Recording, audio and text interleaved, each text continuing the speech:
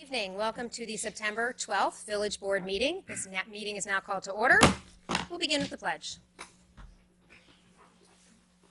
pledge allegiance to the flag of the United States of America and to the republic for which it stands, one nation, under God, indivisible, with liberty and justice for all.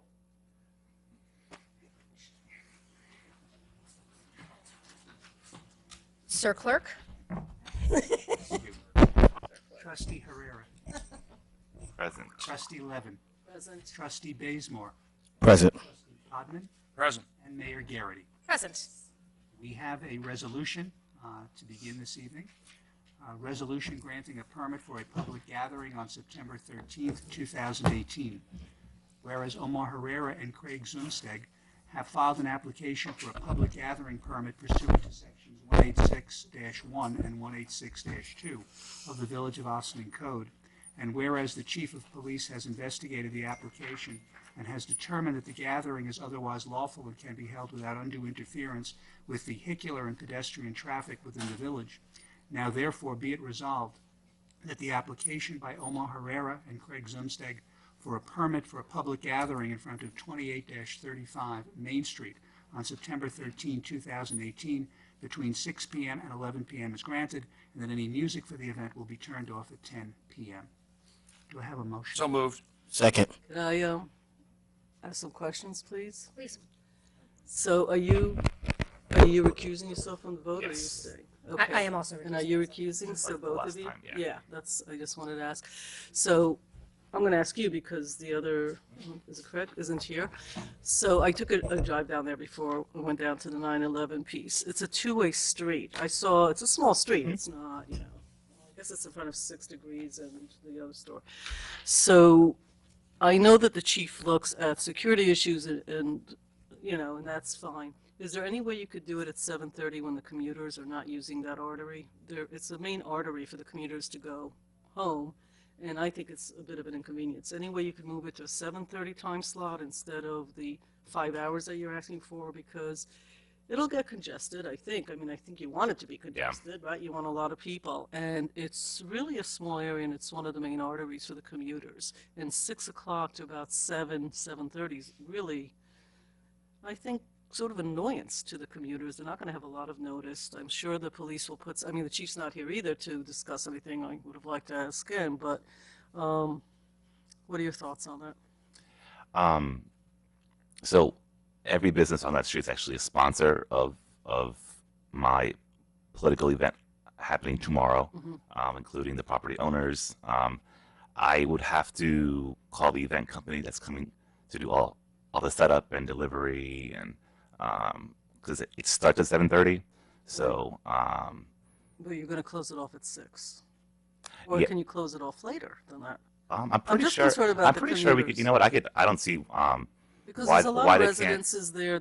I actually went and walked around to double check. Yeah. You know. I could call the team and call the restaurant, and I'm pretty sure that they could set up, from 6:30, 7, closer to 7. Move it because you know that the commuters are 6 to 7. Yeah. After that, I think, I think that I spoke to Stuart this morning. I think, and I really didn't see this till later. As you know, it's a Jewish holiday for the past 2 days, and I really haven't been looking at stuff. But this was, the time that it was given. I'm not sure there was a lot of thoughts. I didn't even contact the chief, but it also sets a precedence as public road, which sometimes when we do block parties, they're dead ends. They're like in some residential. This is like a main. So if you guys could move it up, then I would be in support of it. And I wouldn't have a problem with that. And I think in order to give us enough time to actually set up, I would say that we'd probably do our best to move it up to start actual setup on the street at like 7 at the latest. I think that, and I think that'll help out with the commuters, and I think that is fine. Is this possibly the last one we're getting? Because didn't we discuss that somehow we're changing and discussing the rules of how we're doing all these things? Has there been any progress? Well, on Monday evening, you will be Okay. getting that. It would have been the September 5th session, but it still would not have been in time for this. Okay, item. no, that's fine. I mean, it's within, but it just speaks to like it's, and by the way, the summer's sort of coming to an end, so it's probably a good time now to sort of review and figure it out. Great, so, ready to vote. So then you're changing this resolution to, instead of between 6 PM and 11 PM, to 7 PM and 11 PM. Right. So can we Did just you say get as that? amended? Okay. So I'll just read the resolved paragraph again, if that's okay. Resolved that the application by Omar Herrera and Craig Zumsteg for a permit for a public gathering in front of 28-35 Main Street on September 13, 2018, between 7 PM and 11 PM is granted, and that any music for the event will be turned off at 10 PM. Do I have a motion? One more thing, 1 second. In your email earlier, you said that your campaign's paying for the garbage and stuff, or is, because that's not in the resolution. There was some mention about that, or has that been changed? No, that's a courtesy thing, that just an FYI to the village that, the host is responsible to remove all or any garbage on their own. Yeah. Okay, Okay. sorry. Should have taken better notes before I walked in here, as usual. I do not do a good job. Do I have a motion? Yes. So moved. Second. Okay, thank you. All those in favor? Aye. And just to clarify again, I recused myself and I believe that. And myself as well. Okay. Do we have a motion now to adjourn the legislative session and move into work session? So moved. Second. All in favor? Aye. Aye. All right. So do we have any announcements?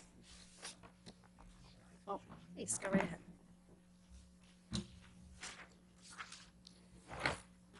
The Saturday, September 15th, will be the third season of Jazz at the Lodge. And this Saturday we have the Corcovado Samba Jazz Trio, and they start at 7:30 at the Elks. It's $10 at the door. All the proceeds go to the band, and there'll be a cash bar and food provided by the lodge. This particular group's played, I think this is their 4th time, and it's wonderful Brazilian folk music, and should be a fine evening. So that's 7:30 this Saturday, September 15th at the Ossining Elks Lodge. Thanks. Anyone else with announcements? Are you going to be doing the repair cafe? You want to?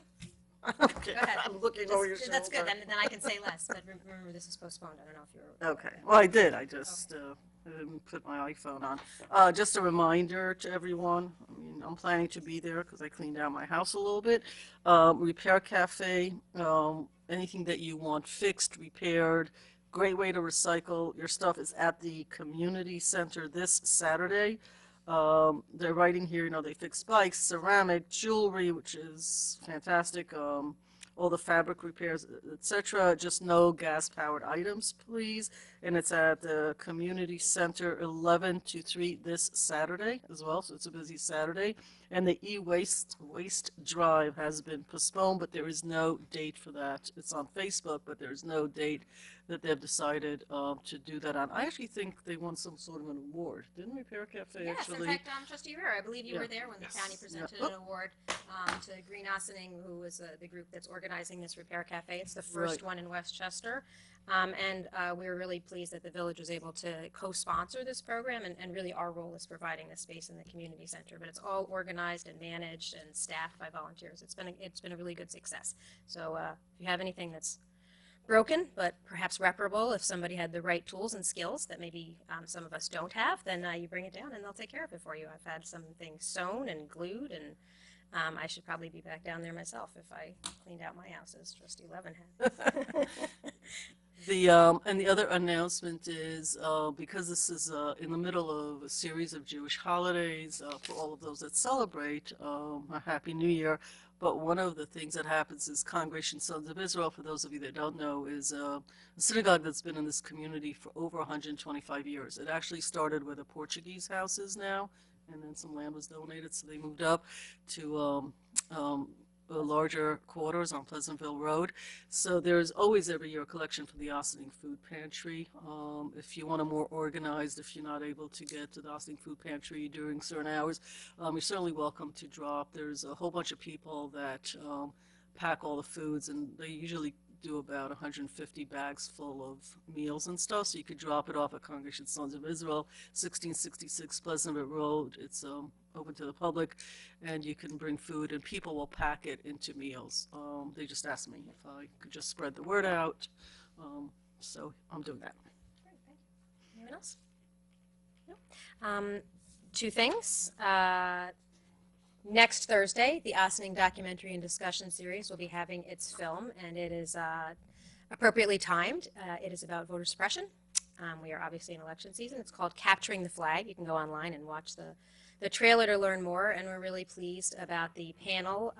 Two of the panelists have been confirmed. One of them is a producer of the film. She is also one of the subjects of the film, which means she is one of the volunteers that has been traveling from New York City to North Carolina and watching polls. And the other is an attorney who has worked for boards of election in Ohio in the last two presidential elections, and prior to that had experience working on the first Obama campaign. So it should be a really, really interesting subject, and as always, it is free to the public. It is Thursday, September 20th. The program begins at 6:30 at the Ossining Public Library. And I would be remiss if I didn't remind everybody, tomorrow for Registered Democrats is the primary day, so please remember to get out and vote. Madam Manager. All right. Thank you very much. I think first on our agenda is the Landlord-Tenant Relations Council report. So we, by Mr. Chairman. Yes. Well, good evening. Good evening, everyone. Thank you for your service. I have something I'd like to pass out. Stuart, if I could start with you and just pass it on. So my second time meeting with you. First time was when we opened up, and I want to advise you and thank you for your time tonight. And really, I'm surprised at how fast we got out of the gate in the cases that we have. Passing out a quick status report to you to show you that. But with me tonight, I'm glad to introduce, along with myself, and for those, since you're not watching Thursday Night Football, if you happen to be tuning in tonight, my name is Stephen Dewey. I'm the chairman of the Landlord-Tenant Relations Council. Yes, it is back up and running. You can find our information at villageofossining.org. And there's the public service announcement. To my right is Mr. Jack Riley. He's our co-chairman, and also Gretchen Metzloff, as well as Julie Johnson, and they are here to support me so that when I stutter and fall down in embarrassment, they can pick me up. The website, thanks to Ms. Hoffman, is up and running. We do not have all the leases up yet, and I apologize for that. I think I said last time we'd have copies of leases, and our do and our don't list is almost done. Landlord dues, tenants dues, frequently asked questions, security deposits. We're going to get that up on the website so that people can actually go and look there. We have the form. If you have a landlord or tenant inquiry, the form is there. You just click the link, and again, thanks to Ms. Hoffman, that link is ready to go, and it has been in use. So briefly, let's shoot over to that little status report that I gave you, and we're already at 16 cases. We're flying. I did not expect to be going this quickly. I don't think our members did, but what a great group of members to be working with. It is not a 3 landlord, 3 tenant, 3 other. It's 9 all for one purpose for this village. It really is, and it's a great group of people to be working with. I just wish we could do more. So let's kind of go over what we've got. We've got 16 cases. 14 are already resolved. That's 88%. We've already resolved them, and just from my knowledge of being as a landlord or tenant attorney and in the courts, I honestly believe that we saved 5 to 6 of these cases from going to court. And one of our very first cases actually was in a senior house. The tenant actually came down here, and all it was a matter was getting the new landlord, which is the new management team. Within a week, they were in that building and had a tenants meeting. We haven't heard from the tenants since. It was a very first case, very successful, and I'm pretty excited about it. But basically down here, I just did a quick analysis, and I was actually surprised because I thought that possibly rent gouging, we got a bunch of brand new management teams in the village, a bunch of brand new people opening up their garages and apartments to people. Thought we might see tenancy and rent spikes, but that wasn't the issue. What we have are, I broke down our 16 cases. There are no names, no addresses. We don't want to embarrass anybody. It's not the purpose. But to give you an idea what we see in the village now in the past couple of months is what happened. As expected, 14 of the cases came from tenants. 2 of them actually came from landlords. And these landlords were seeking the tenant to do their lease renewal. They wouldn't renew the lease. And it was, when we got a hold of the tenant, basically it was the tenant was leaving in 6 months, leaving in 4 months, didn't want to renew a lease for a full year. Kind of interesting. The matters did resolve themselves. And in fact, one of the landlords wrote back just to thank us for the matter because the tenant and landlord left on very good terms. Now, the issues that we found out of these 16 cases, 4 of them deal with security deposit. That's 2 of our open cases. The ones that are in bold print, those are our 2 still open cases. that deals with security deposit. And I was actually surprised. I thought that wasn't going to be an issue, and that's right now our leading issue. So it's tenants leaving, not getting the security back. One of them seems to be an issue where they didn't even stay in the apartment a couple of days. The apartment had to be flooded, and I don't know whether the full security was returned, but a portion of the security wasn't. So we're gonna hope to resolve that issue and get those two matters resolved as well. 4 of them involved inhabitability. Now, a little caveat on that. Habitability means bad conditions, right? Heat, hot water, mold, whatever the case is. This is a weird situation, but I included it because we did have 3 tenants write in on this. This is due to a main building here on South Highland. There was a major gas leak. Fire department was called out in the middle of the night. Con Ed was there for about an hour and a half. A main gas line ruptured into the building. Tenants were without gas and hot water. To the 3 tenants' credit that did ask for our assistance, I give them credit for their patience. They were very understanding about this. What happened was this involved opening up a street that's a state road, so now you got the state involved. Now you got the building department involved with the landlord. Landlord's a brand new landlord, only been there about 7-8 months. He wants to get his people in to dig up the hole. Con Ed says, no, we dig up the gas line. This just went on, and it was a good lesson, and with thanks very much, and this board should be aware that the building department, they did a tremendous job here in trying to coordinate and expediting this matter faster than it really should have happened. The tenants did call back. Ironically, 4 apartments weren't affected. When the gas went back on, those 4 apartments now have to go over to an electric stove as opposed to gas. Why, I don't know. The electric stoves were put in. To my knowledge, those 3 tenants are back online. Everybody did lose heat and hot water. But it was a lesson for a brand new landlord who all that landlord had to do, send a letter underneath the door of every tenant, like 3 days after, to say this is what's going on. It was the landlord was so busy working with these facilities and everything that had to happen that they just forgot to tell the tenants, get a hot plate, do this. They did resolve it, and I'm glad to say it worked out well. So when we say inhabitability, that was this one building. It's a unique situation. I think many years this happened up at the old Claremont Gardens, and the landlord, well-known landlord, got in right away with hot plates to help the people. But it did resolve itself with thanks to the building department, with thanks to the tenants who were very courteous on this. Rent. I thought, as chairman, rent would be the big one. When it comes to affordability of the rents, it was not. But what was interesting was the rent as far as the lease renewals go. And the landlords were simply seeking to hand out the renewals, but the tenants didn't want to renew the lease. So I put it all under the same guideline. But when it comes down to rent, basically 5 and 3 different matters there. Lease renewals were another portion. That's one where I was surprised. I thought it'd be the landlord not offering the lease. It was the tenants not wanting to. One did not resolve the lease.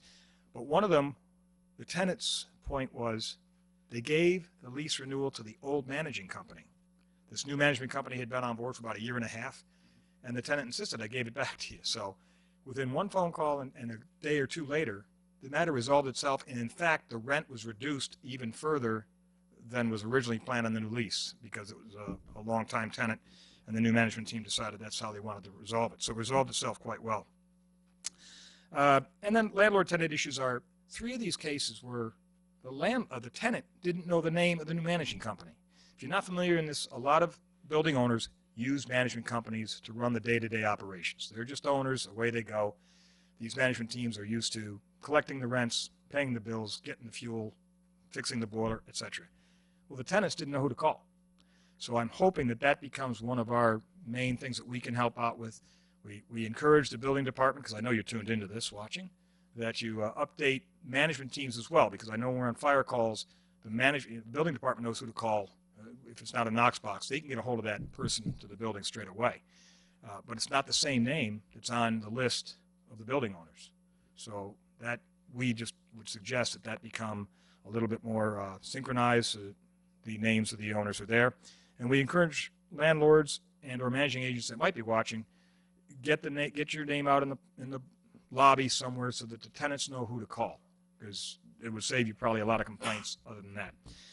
I did a real quick thing. Whether these buildings, I wasn't sure what it was, but basically 40-something% of it were multi-units, let's say 10 and over.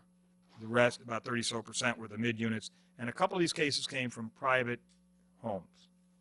Whether that's a legal or not legal apartment, but on the website we will be putting up that point about the certificate of occupancy law, three units or under, and we would encourage that we can use this board to help eliminate, like I said, 5 or 6 cases that didn't go to court. Speaking of which, I did speak to one of the justices this evening.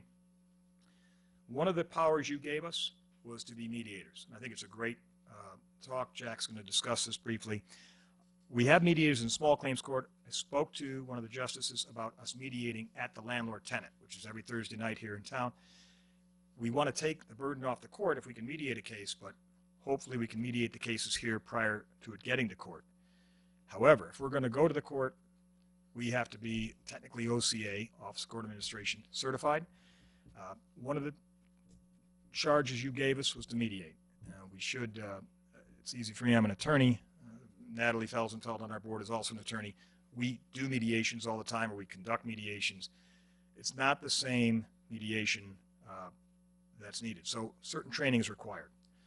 If you know me, you know the one thing I would never ask for is money. I hate that. But this is a budget season, and our council may be charged with having to get our folks trained. We believe, and after looking into this, approximately anywhere from $2,500 to $3,000 to be trained either by cluster, maybe through PACE. I have just found out this evening that the Honorable Stuart Kahan is a Southern District mediator. Whether that should be accepted, and I don't know why not, but I need the court to encourage, if he trained us, charge a fee, are you?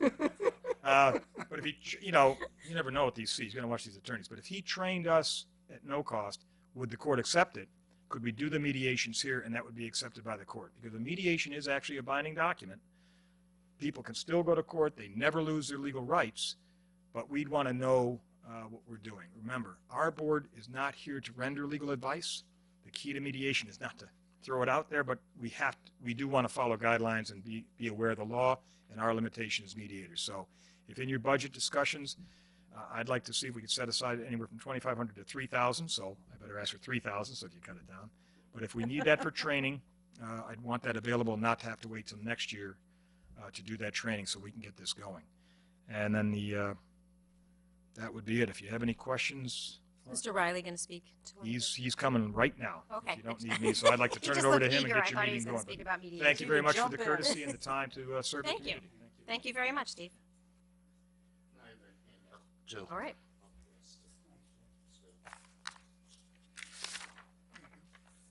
I had to throw my 2 cents in, so I'd like to begin by saying the LTRC is an apolitical group of citizens who owe no allegiance to any one person in the village government or political party.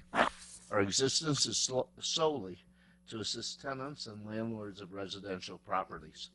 Prior to and after the adoption of ETPA and OSNING, the LTRC remains the only local resource that OSNING tenants and landlords have available to resolve issues. As the ETPA is applicable to just a segment of tenants and landlords, I predict the LTRC's influence in the village rentals market, in the village's rental market, will become more profound and vital to the rentals not subject to ETPA.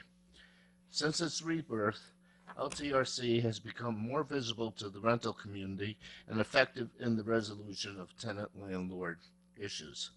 The very fact that a tenant-landlord can present their issues to the LTRC is reason enough to resolve the issue before it intensifies or worsens. The LTRC is slowly becoming known within the rental community, and a level of confidence, trust in its capabilities is developing. The debates and studies presented prior to ETPA's adoption are silver linings because, 1, now all the residents have been made aware of some of the issues tenants and landlords deal with. 2, weaknesses and strengths of some of the village's housing policies and practices have been noted. I remember we had that study, and there was number discrepancies between the number of units. Some the assessor's office had, and then the building department had. There's no, I'd like to see that resolved. That's a weakness there. ETPA is not a panacea for the entire rental community. It has its limitations and negative impact on the village property tax. Consequently, in future revenue-producing discussions, ways and means to increase revenue must be shared by all who live in Ossining and not just borne by the property owners.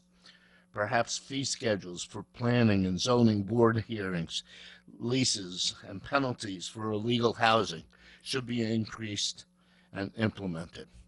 A lot of the discussion was about tax, but, you know.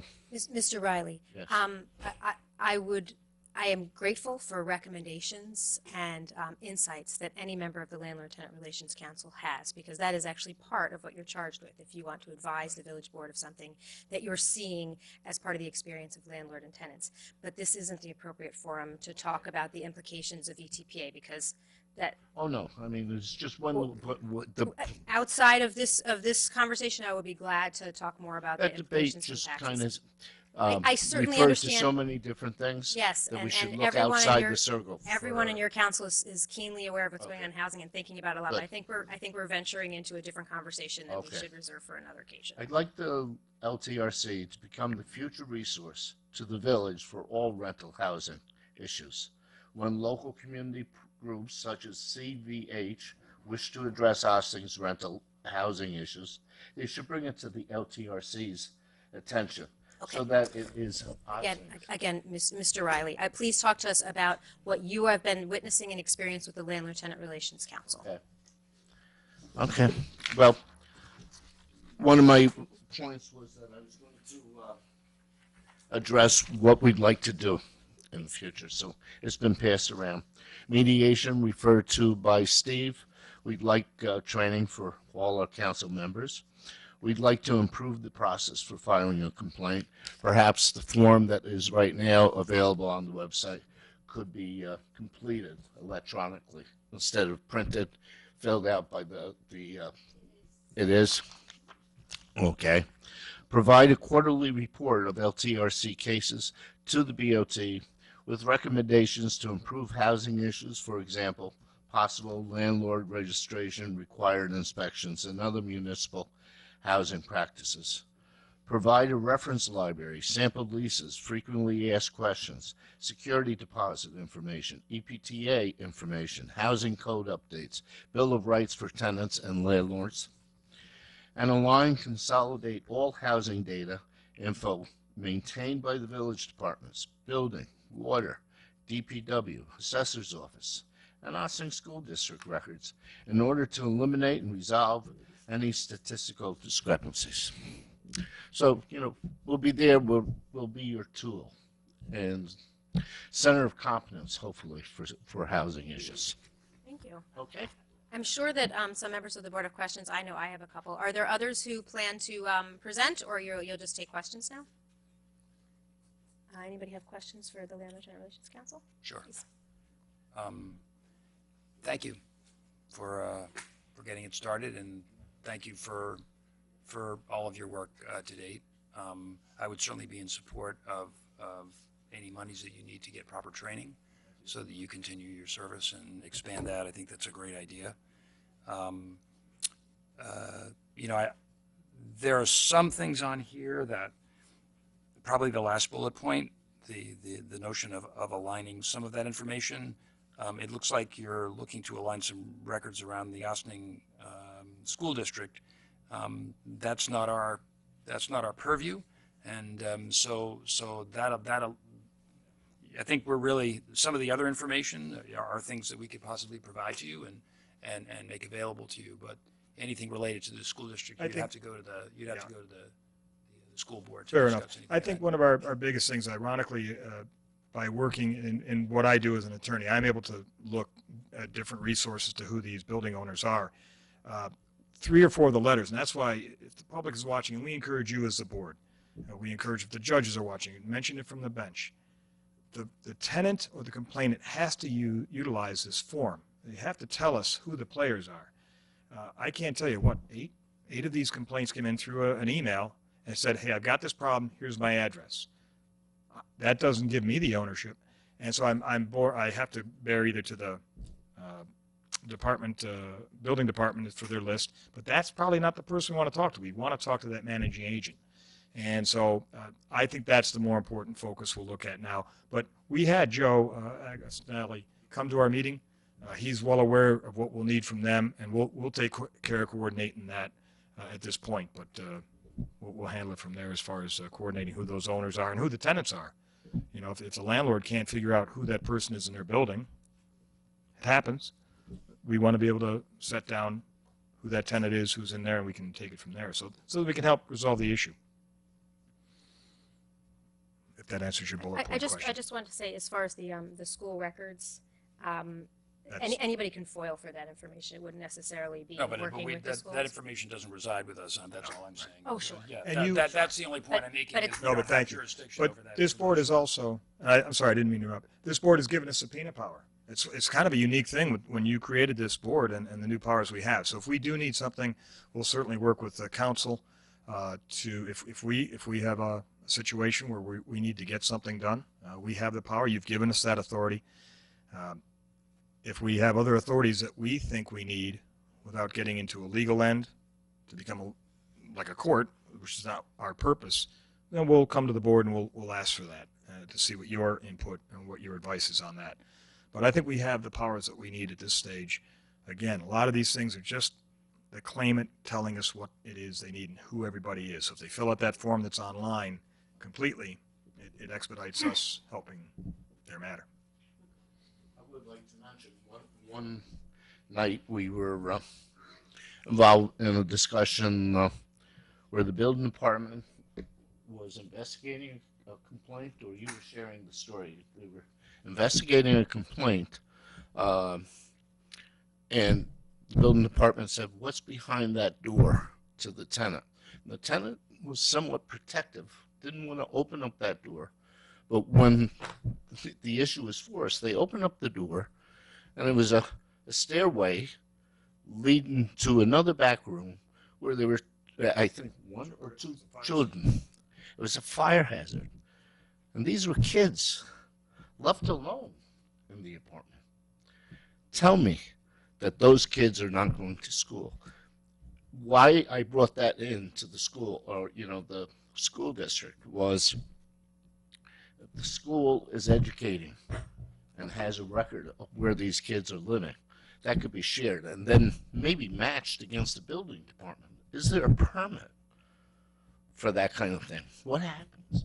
My biggest fear, and I shared this already with some people, is that we all wake up some morning and we hear a tragedy of a fire and illegal housing where 2 kids are caught up in the attic, and we did not do any, we didn't know about it, and now that we do know about it, didn't do anything about it. That's the fear. And that is absolutely the village's responsibility, and to the extent that Landlord-Tenant Relations Council could be helpful in identifying that, then that. That is, as I recall, the code, and that's part of our village code regarding the Landlord-Tenant Relations Council, is to provide education to the community, to landlords and tenants, which you are identifying here in the bullet with the reference library for particularly, and then reporting to us to help us be aware of what you're witnessing and experiencing, which would be your quarterly reporting. And then it is also to maintain some understanding of the current housing stock in the village, which is what it seems that you're looking to do in your suggestion in the last bullet, which is aligning the housing data and information from a variety of resources. So to me, it sounds like your goals are very much aligned with what the intention of the Landlord-Tenant Relations Council is, and you've already made quite an amazing amount of progress, particularly in taking in concerns from folks in the community and being able to resolve them. So I commend that. I just have one question, and I know that Rika probably has plenty that she'd like to comment on, because I know she's been very much involved with the work that you've been doing.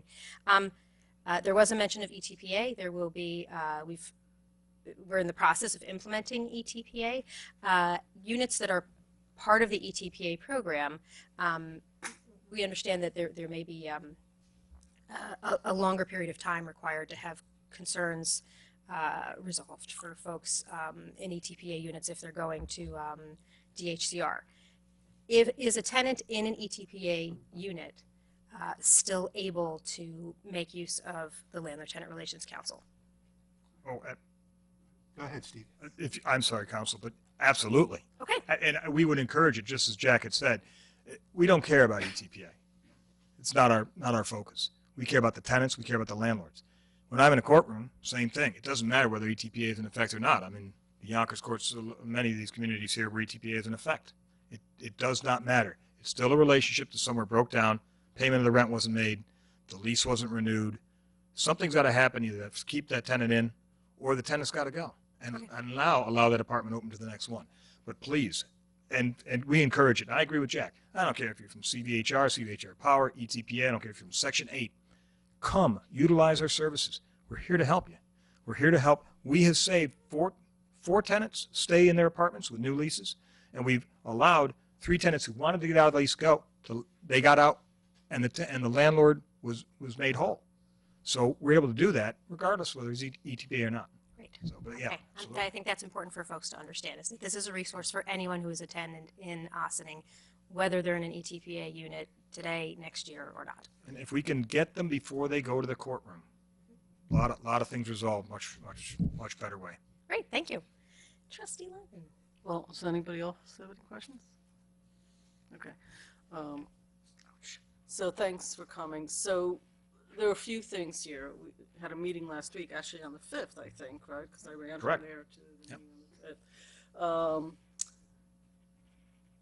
And it was great. So I do want to say that for a committee of people who never knew each other, you know, all different backgrounds and all that, it's been great to have a citizen group. First you have to educate yourself, then you got to figure out a complicated issue.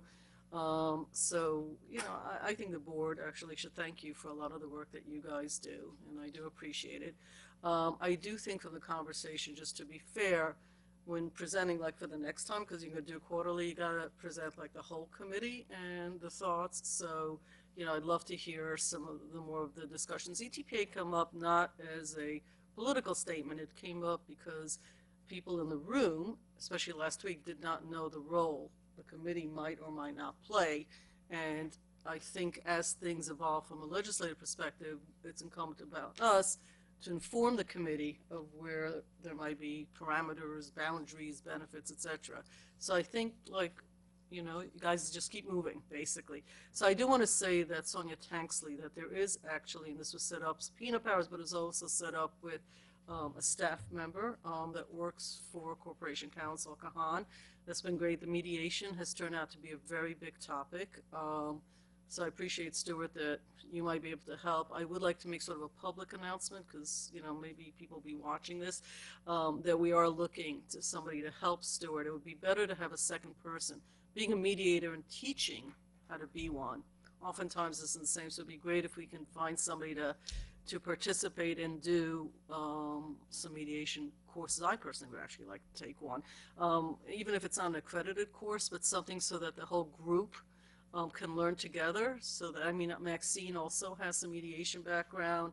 So, you know, and she's been participatory, I think, in these meetings. That's great. Guys got a lot done. So for the next things that the group, Quantel and I are liaisons, by the way, so that's why I'm speaking a little bit more here.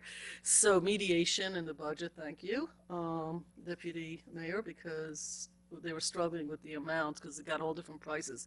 Althema, who's here, got all different prices for mediators, from like the ridiculous to the sublime. I mean, honestly. So we're trying to not spend a lot of money on it. I think it'll be helpful.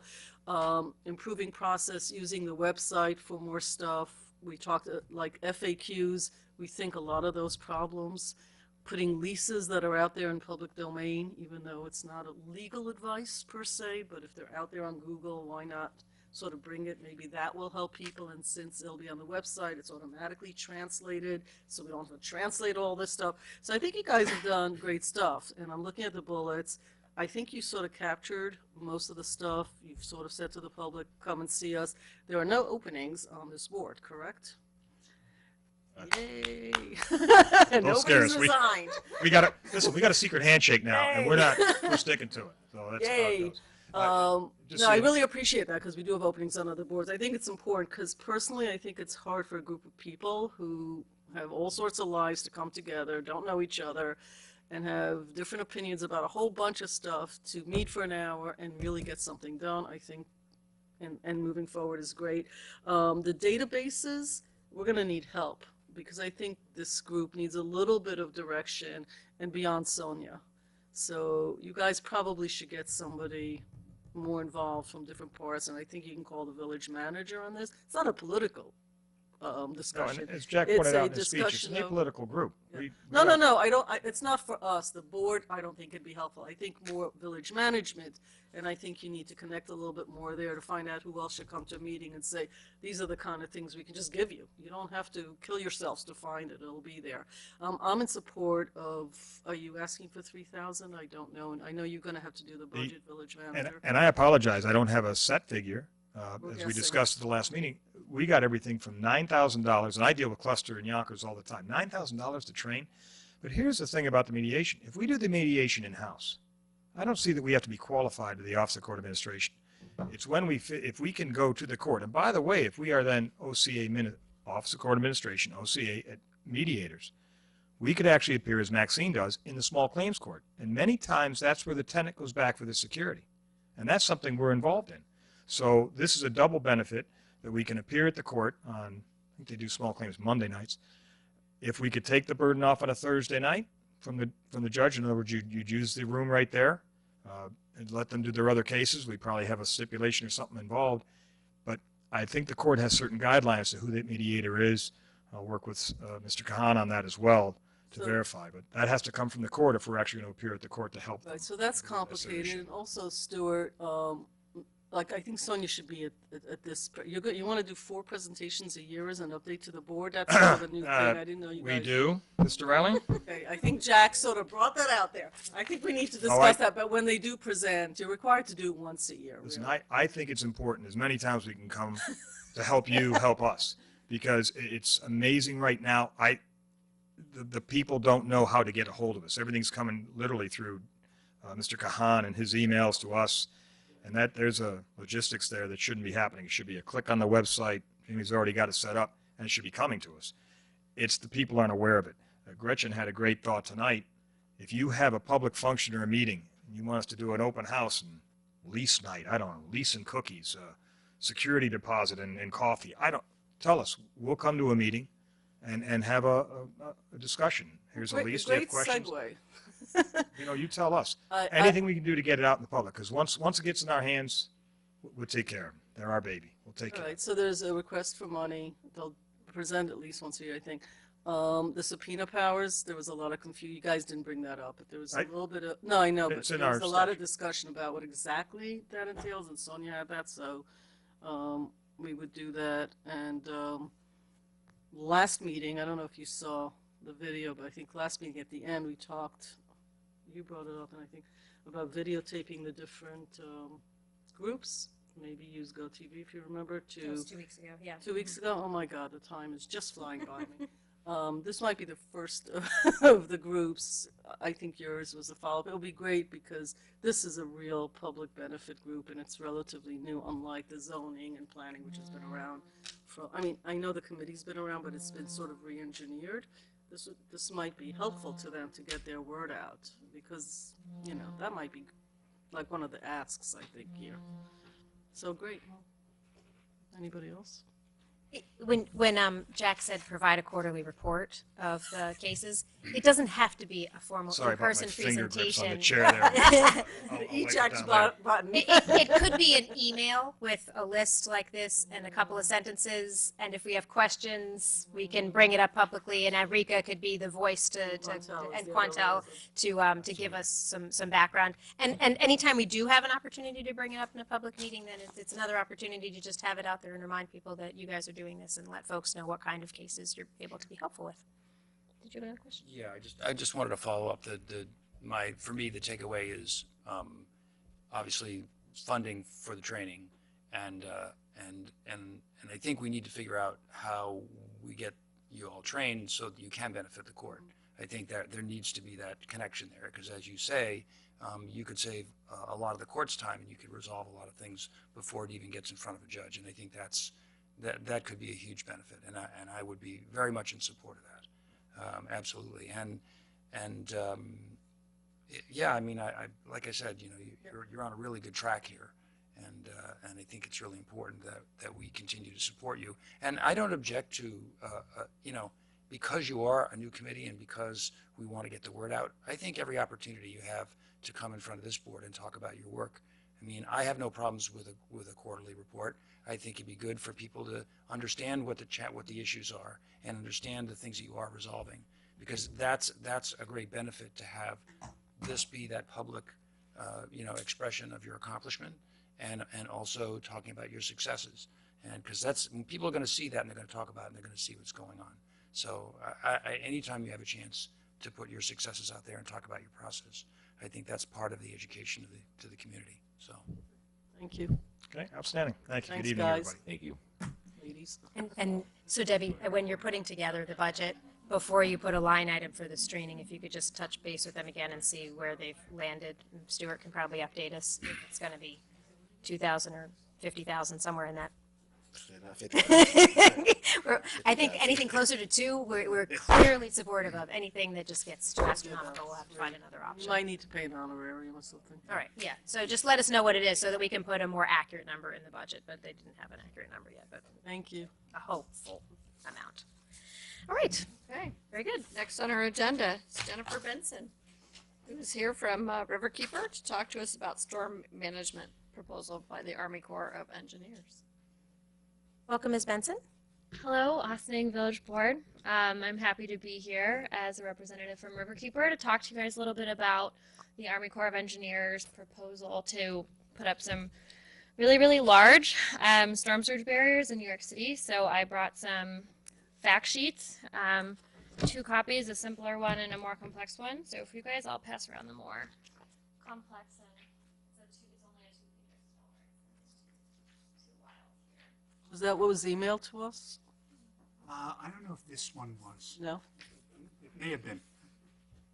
I believe it Jamie was. said I believe this was emailed, probably in addition with some blog posts and some sample resolution as well. So essentially, this barrier proposal came as a longer-term result from Hurricane Sandy. The U.S. Army Corps of Engineers instigated a coastal storm management study for the New York, New Jersey harbor estuary area. So this area covers 2,100 square miles, affects 25 New York and New Jersey counties, and roughly 16 million people. So when you think of these barriers that would be closing New York Harbor or seem far away down in Manhattan, they actually have a really significant impact. And so essentially the thought behind this proposal was for the Army Corps of Engineers to propose a set of viable alternatives to protect communities up and down the river, as well as New York City and in New Jersey and Connecticut from storm surge. And these essentially range from constructing massive in-water barriers. So think of, if you actually look at the little graphic, that is the most frightening of the options, which is essentially the construction of a massive in-water barrier to close New York Harbor. And so that is one option. And then the other side of the spectrum is shoreline and natural-based measures. And so this essentially will bring you through in a detailed way the different options. So option 1 is a no-action alternative. There are actually a variety of shoreline-based measures that are currently being constructed. I have it in a PowerPoint in a longer presentation that I can share with you. Tomorrow morning I can send it around. And then essentially 2 through 4 involve either closing off the harbor or closing off select tributaries, which would essentially starve the water body. Then option 5, if you look at the bottom, is perimeter only. So that would be construction of shoreline nature-based and non-structural measures along the perimeter of coastal locations. And so several of these plans would threaten the life of the Hudson River These in-water barriers would choke off the mouth of the estuary where it meets the ocean. And this would mean significant ecological impacts in terms of prohibiting fish migration, tidal exchange, sediment flow, so all of these things really necessary for a healthy river. And as a community on the river, I'm sure you guys all spend a significant amount of time down at our beautiful waterfront park.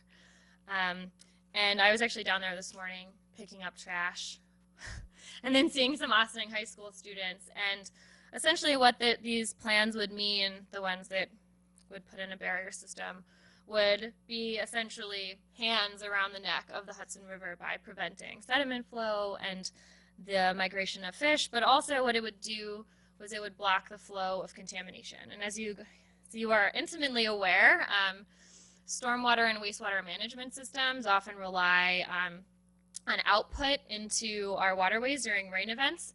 And so if you think about communities all along the Hudson River, but also in New York City, putting sewage into the water during rainstorms, and we think of closing off New York Harbor, there's no ocean water flushing any of the contaminants out. And so that's not only an impact on the ecosystem, which we get to benefit from beautiful ecosystem services, having a beautiful, relatively healthy river, but it's also going to have an impact on quality of life as well. If our riverfront and one of our greatest assets within not only the village but also the town, understanding that the Lewis Single Park is a town park but used by village residents, that green space and the experience that we would have as community members would be really changed by that.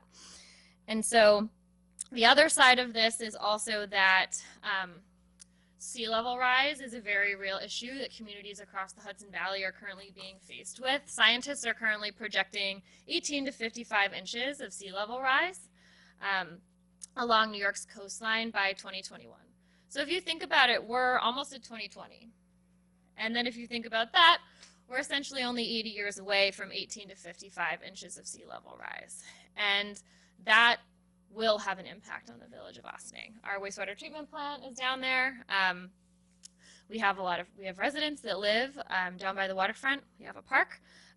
And so these in-water barriers, essentially ocean gates, will protect against storm surge, but they're not going to do anything about sea level rise. And the reason is because I'm sure as you've seen, there are ships, there are huge cargo ships passing this community on a very regular basis up and down the river.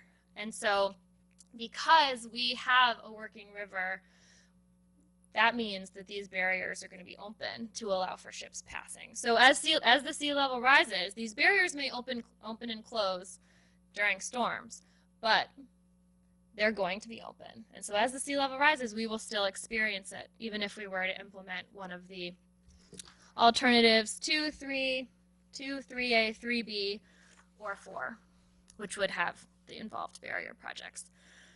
So then we really get down to a really stressful thing for a municipality is the cost of the projects. And so barrier projects throughout the harbor would cost between $10 and $40 billion to build. So that is just to construct these barriers, and this would be a burden on the taxpayers. When you take a step further and you think about what the cost of maintaining these barriers would be, and it's estimated to be between $100 million and $2.5 billion every year, without even addressing sea level rise. And we really feel that this is a short-sighted and also fiscally irresponsible decision. If you want to know what the worst or the best of the alternatives are, I urge you to look at option 5, which is shoreline and natural-based measures, including dunes, dikes, flood walls, and levees, which would address both storm surge and sea level rise, maintain the ecological health of the river, and allow communities to enjoy it into the future. And so these onshore measures, the other thing about onshore measures is that you can build a wall, a dune, a dike, a levee taller over time. But what you can't do is if you build a $500 million wall to close off New York Harbor, and you build it as sea level rises, we're going to have to replace it. And so then you get hit by the $10 to $40 billion cost again. And that happens over and over and over again as the sea continues to rise and the barriers are no longer functional to prevent only storm surge. And so essentially, this study is being done by the Army Corps of Engineers, and I can send you the results of their study with all of their slides.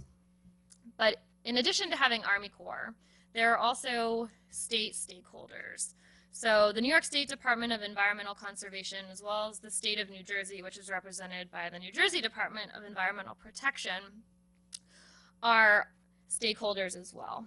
And so they have the ability to weigh in and stop it. So we've been approaching municipalities and presenting the information that we've been given, because right now we're in a comment period until September 20th, where communities and individuals and organizations across the Hudson Valley can weigh in, and we have the opportunity to weigh in before the Army Corps of Engineers takes these alternatives and narrows it down from the 5 that we have to 2. And this narrowing is going to be done without considering ecosystem services at all. So any of them, any ecosystem service, whether it be having water that dogs or theoretically people could swim in, is not being valued. The value of having fish running up and down the river is not being valued. And I could go on and on about ecosystem services. But the other thing that's not being considered is sea level rise. And as a community on the shoreline of the Hudson River, we're going to be impacted by it.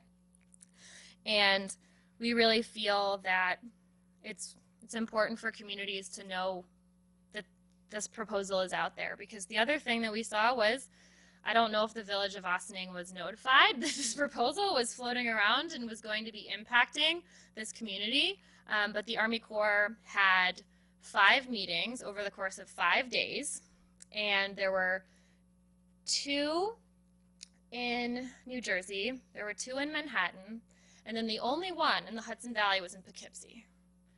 And it was at 6 p.m. on like a randomly midweek.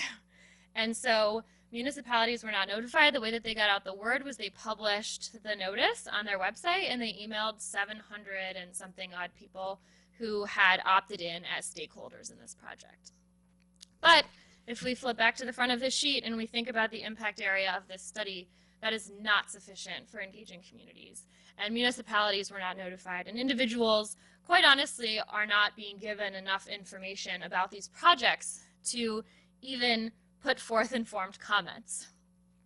And so at the bottom of the fact sheet, there are ways that municipalities and elected officials can take action, and that involves sending out a press release, passing a municipal resolution, and just spreading the word, because residents of Ossining deserve to know that essentially the life of our waterfront and the river that they love is at stake. So I'm happy to take any questions you guys might have. I know it's quite a cumbersome issue from a variety of standpoints. Hey, Sean, I can see you're ready to say something. So by whose authority is this being done? So essentially what happened was the federal government decided that we needed to have a better understanding of coastal risk, and that the result was the Army Corps being charged with creating this study to study coastal storm risk management as a result of Superstorm Sandy. And then within that bigger federal initiative, this region, and specifically New York Harbor, was identified as one of 9 essentially coastal areas that are at high risk for the impacts of storm surge. And then that motivated the U.S. Army Corps study. So is this coming from the executive branch, or is it coming from Congress? Congress. So Congress pushed and wanted to see, after they saw the devastation of the storms, they wanted to combat storm surge, which seems totally reasonable, but storm surge without the context of climate change is a completely unreasonable way to draw a conclusion. Isn't that really the real issue here, is that these people are just climate deniers and they've just decided that science is not important when they're looking at this? I'm not sure what motivated the decision to look at one and not the other, but we really want, and we are really requesting for sea level rise to be considered. We don't really know what their motivation was behind excluding it, but that's where our motivations lie in terms of moving forward. Yeah, I mean, I've read about this, and you know, I'm deeply troubled by the process. As you recounted earlier, clearly there's not been enough public input to this. So I would think they would need to delay. I think they need to change the timeline. I think we need to demand they change the timeline. I think we need to demand that there be more public input. And listen, either we're going with 1 or 5. You know, either we're not doing anything, or we're going to do things that acknowledge sea rise. You know, otherwise we're just, you know, we might as well stick our head in the sand. Or a combination of both, because what's actually challenging is, I believe in the email that was sent to you, there's a link to the slide deck that the Army Corps put together to present this issue to the public. And actually what they failed to do is, so one, the no action alternative is actually not no action. It's actually actions that are being currently undertaken. So those are projects that are approved and going to begin construction or are currently in construction. So number 1 essentially means no new action because it includes all planned shoreline measures with a proposed completion date of 2020. So all of these barrier proposals, when you look at the maps in the presentation that were sent, that I'll send to you guys again, it doesn't layer alternative 1 with the other proposals. So what it does is what they do is you're not really given a complete picture of what they're proposing over the top of what we already have. And so we feel that the information that they've presented, as you guys have said, doesn't really seem to provide folks the information that they need, and also fails to address sea level rise. So we need to write a letter to somebody?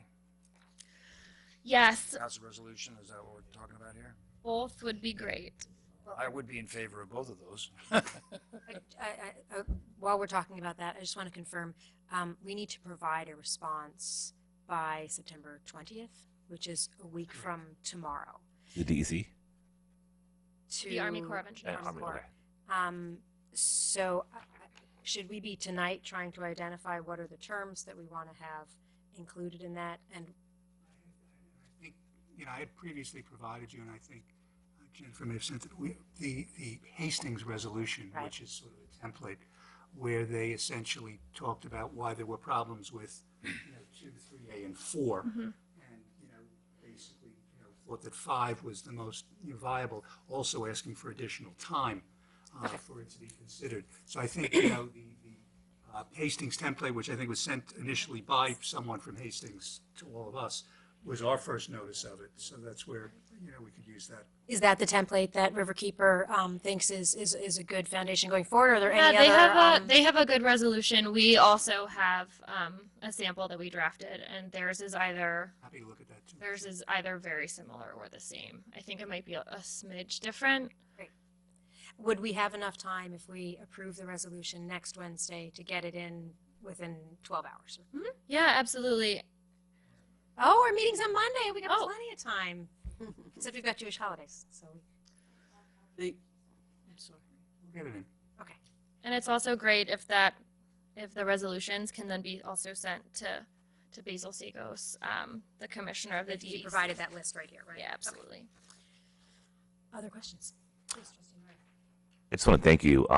I definitely am in support of what Mayor Garrity and Deputy Mayor Codman said. I kind of want to reach out to Congresswoman Lowy's office and kind of see what her role has been in this, and also how we could work together and how she could, kind of, because if we have the board and Riverkeeper and her office, I think that's a good 3-team way to move forward. I just want to educate myself what's been her role as my representative, and and how she could help us. So. Yeah, and Sandy Galiff as well has been active, and she convened a meeting of municipal leaders from each of the municipalities. They're on the shoreline that she served. She was actually the first elected official to convene a meeting of all the municipalities. So her office is also a good contact.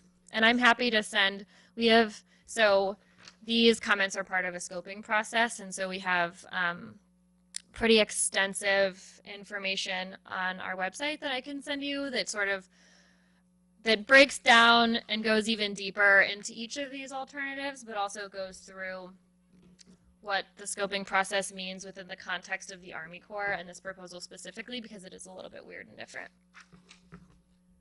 So for me, I just did a little bit of reading on it. I'm not as educated, although I'd like to be, as you are and the Riverkeeper. What seemed to be missing, I simply may have missed a document, is the issue of construction and the pollution and emission that are caused by boats who sit around on our rivers and use concrete and drill. You know, we don't seem to actually learn. When I lived in Brooklyn, they spent 25 years doing some work, and when they were done, 2 of the houses on the side basically blew up because not only did they hit something they weren't supposed to, they apparently were using the wrong plans, and this happens all the time. So when the Army Corps of Engineers, as much as, you know, they're great, they're about more concrete and building. What they don't look at is all the issues that happen to the river in the actual construction of these grandiose plans. And it's missing from here too. It doesn't talk about how, you know, the damage to the river in the construction itself, to the ecosystem, the fish, where the water will go, the pollution that they create, because, you know, when you deal even with recycling, oftentimes the trucks that have to be bought to recycle stuff cause more pollution than what we're recycling. And that analysis seems to be totally missing from this analysis. Never mind that it's supposed to last X number of years and nothing ever seems to, and we then have to watch as everything gets redone, from the smallest to the largest project. So I think the engineers are charged with building. What they don't seem to be charged with is not building, and what the damage is while they're building to any community, including the city of New York, which is sitting on bedrock, but nevertheless, this is major stuff here. I actually wasn't aware of the issue of the ships having to move at the same time as construction, what that does to a relatively narrow body of water at this point, given how New York City has been building on the sides of the Hudson. So that might, I just didn't see it. I'm sure you guys are aware of it, but I think it's an important thing that is oftentimes left out of all of these analyses, is the day-to-day events that we all are going to have to live with. And if there's a way to put that in, I think that's where municipalities and citizens come into play. Absolutely, that's a really important part of scoping. It's essentially to point out anything that they haven't looked at and considered in their study thus far, but they did essentially explicitly say that environmental impacts and ecosystem services will not be considered. They basically said that outright. So that's a really important thing to raise and essentially re-raise as the comment period winds down. And we also have communities such as Kingston and probably very soon Ossining, where they're starting to think about how their waterfront spaces can not only be an asset for recreation and enjoyment, but can also help to make their communities more climate resilient. I know that this isn't something that Riverkeeper was directly involved in, but I know that the city of Kingston worked with students at Cornell to essentially model what sea level rise was going to look like in their city and start to think about how they could harden and protect pieces of infrastructure such as wastewater treatment plants, but then also still think about how that space could be used. And then the students at Cornell were able to provide essentially models and documentation and suggestions of how communities can sort of take ownership of their waterfront looking forward 100 years, because essentially our generation, like some of us may make it Yeah, so and like our kids are definitely gonna make it. I was sorry, I was doing the math in my head. I was like, how old am I going to be then? Old. Apparently I can't do it in my head, but I'll be 108 years old if I make it, so it's unlikely for me, but maybe for others. So because that is essentially within a human lifetime. Like someone that was born in 2000 could totally make it and could see 55 inches of sea level rise in Ossining, which I actually have looked at the maps of like what sea level rise would look like in the village, but not in a while. Because I actually wanted to see where my house was if we were to have 55 inches of sea level rise.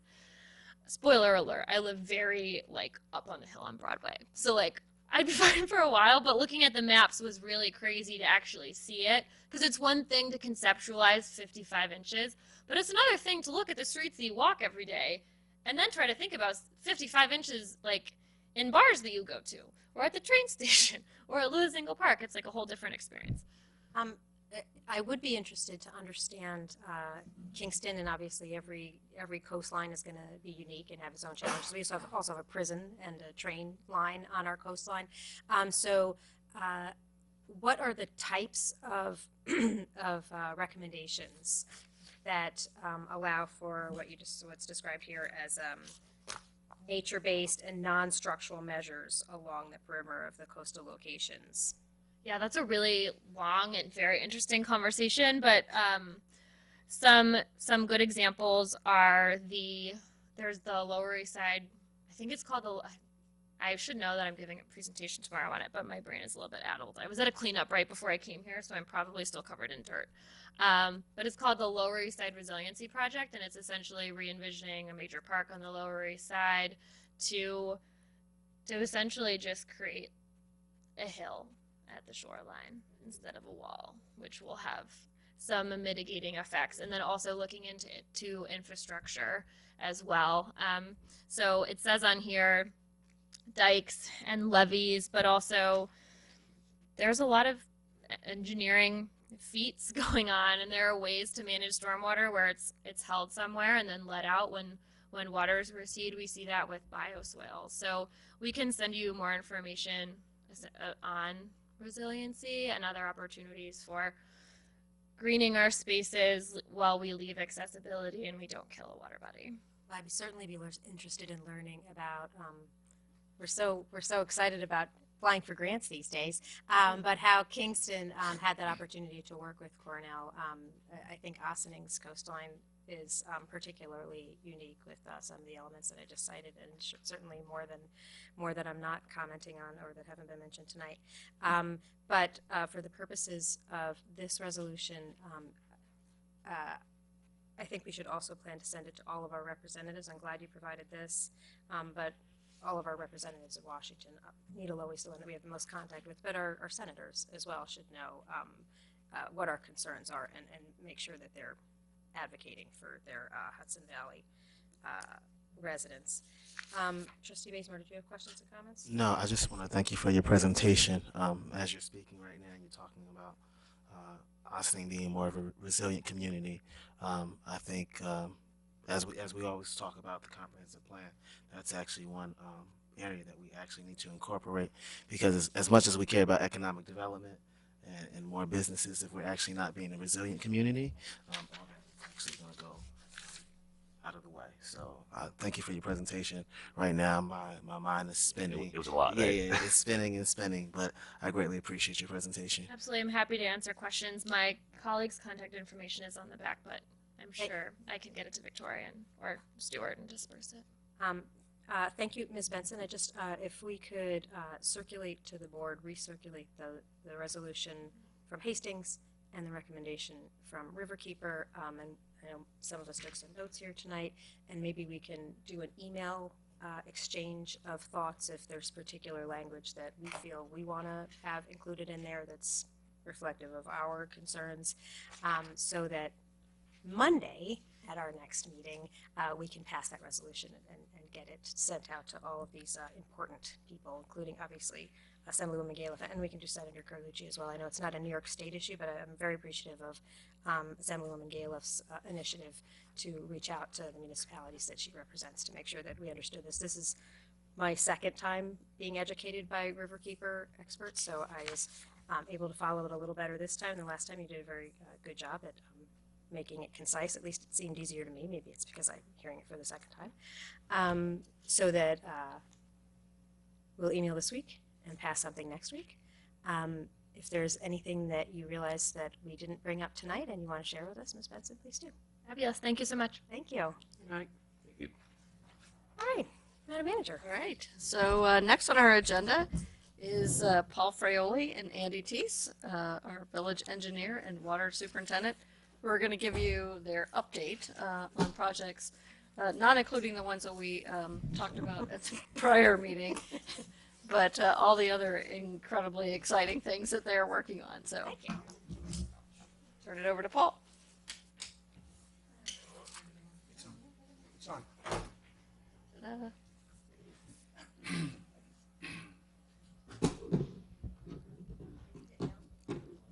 Yep.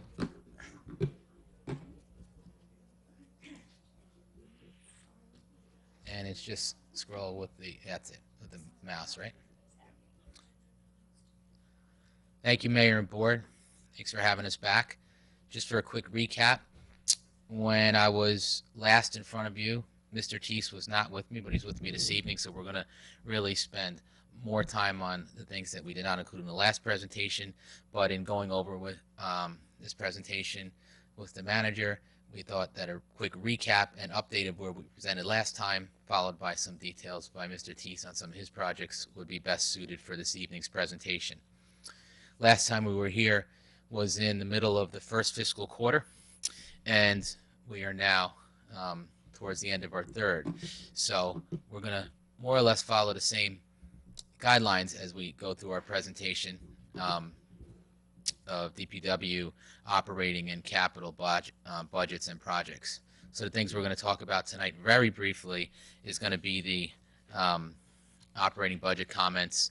We're going to talk to you a little bit about what we're doing with the town through our IMA and some Westchester County work, because that's very prevalent down near the water. And we're going to talk about a large part of our projects. This presentation is going to be the capital project presentation. Then we're going to take some questions at the end for anything that we discuss. So quick highlights of the operating budget now that we're more or less towards the end of our third quarter.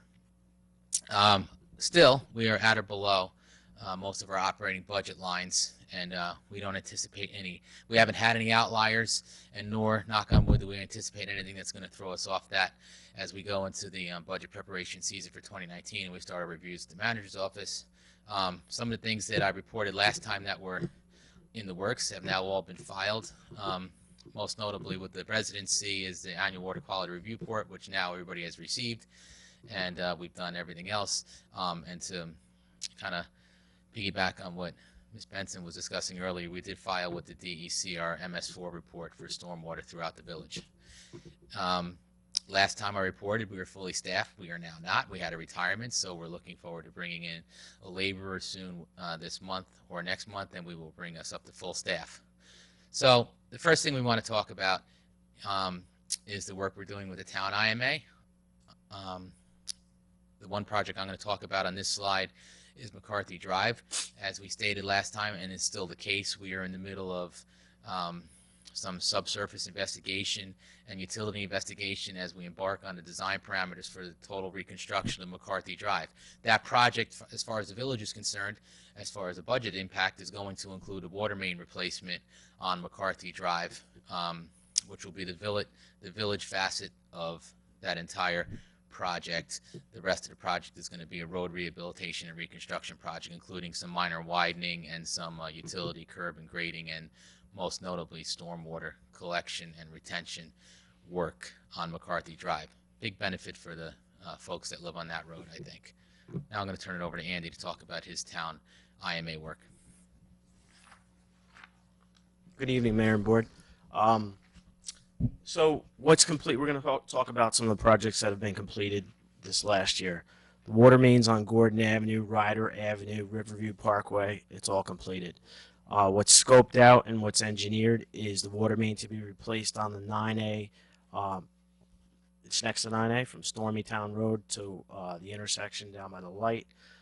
It's under review by the health department, where we're trying to bring it more into budget by not having bypass piping, so we're making some modifications and sending it back to the health department, which might save a lot of money. So one thing, we're going to talk about grants, but when we talk about the grants later, that was ministered to the manager's office, but we provided some of the backup for these two projects that we're talking about here are in those applications for grants, those 2 water mains. Ingle Park Spray Park, originally the town talked about putting a recycling system in there, and they looked at the cost, and we looked at the cost for them to recycle the water, and it was like a 25-year payback. And the town said, you know, for this point forward, let's continue to use the Austin water the way it is. They cut a purchase order to redo the spray deck, the actual padding that was removed years ago. And in the process, we oversaw the electrical work that was needed to be regrounded, all that stuff for lightning strikes, some of the things that weren't looked into years ago. We brought it up to code. Okay, so that's what's going. That's part of Gordon Avenue project. It's the actual new water main that you see that was installed. It was pretty cost effective. We had to the left there, you can see the bypass piping. Health department allowed us to rip the contractor to rip the piping out and to demobilize the piping that was in the ground that was failing, and to put the piping back in the same trench. The advantage of that was that there was no rock removal. You didn't have to dig a new trench. A new hydrant that was installed. So part of this project was to install all new fire hydrants. The services were all copper services, so they did not need to be replaced. They were from the 50s. So new water mains, new laterals to the hydrants, and new fire hydrants. That one? Okay.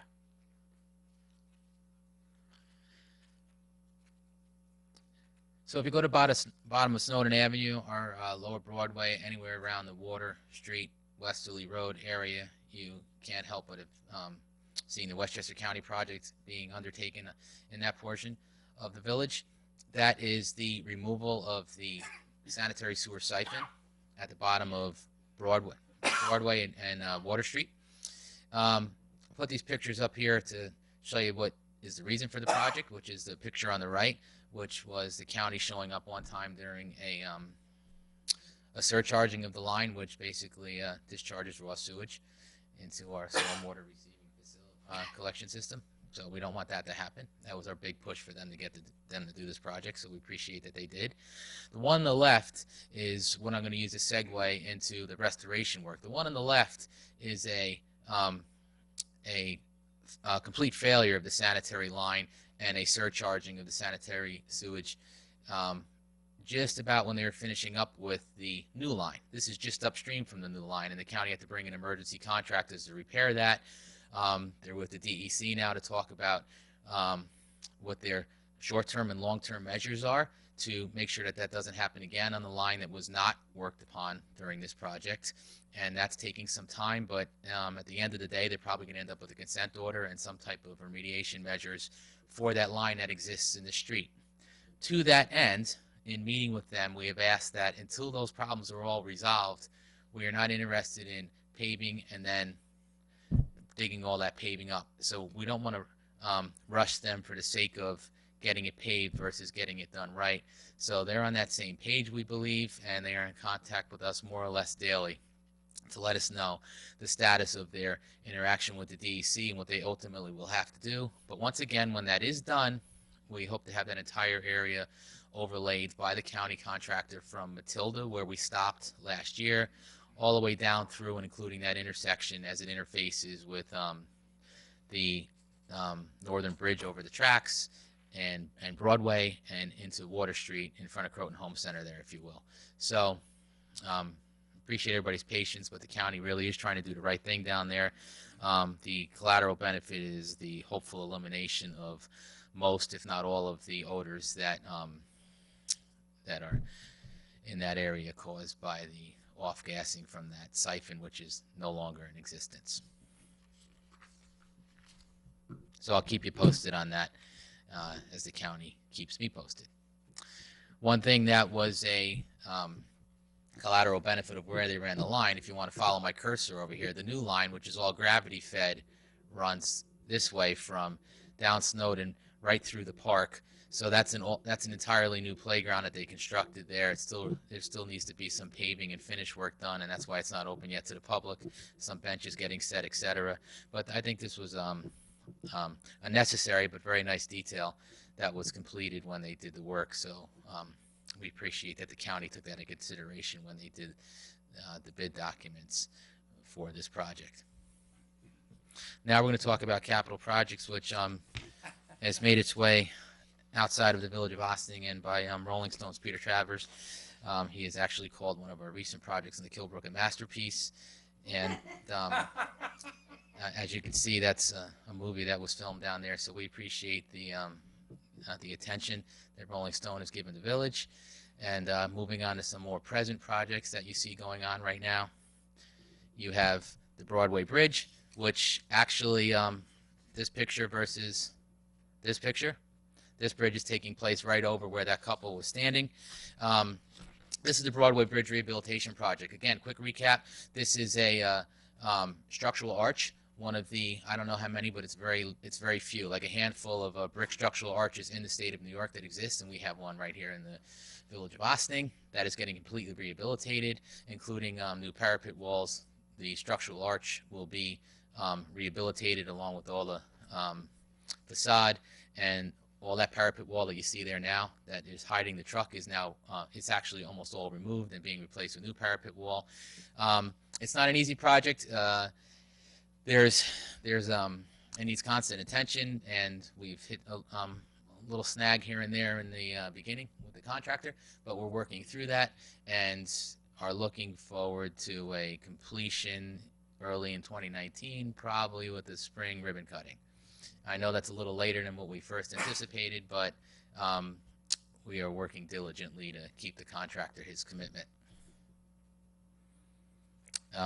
Again, we talked at length at the earlier meeting 2 weeks ago when we were in here with the plant design engineers and the architects that are working on a rehabilitation on this project, so we really won't go into the rehab at the Ossining Operations Center this evening.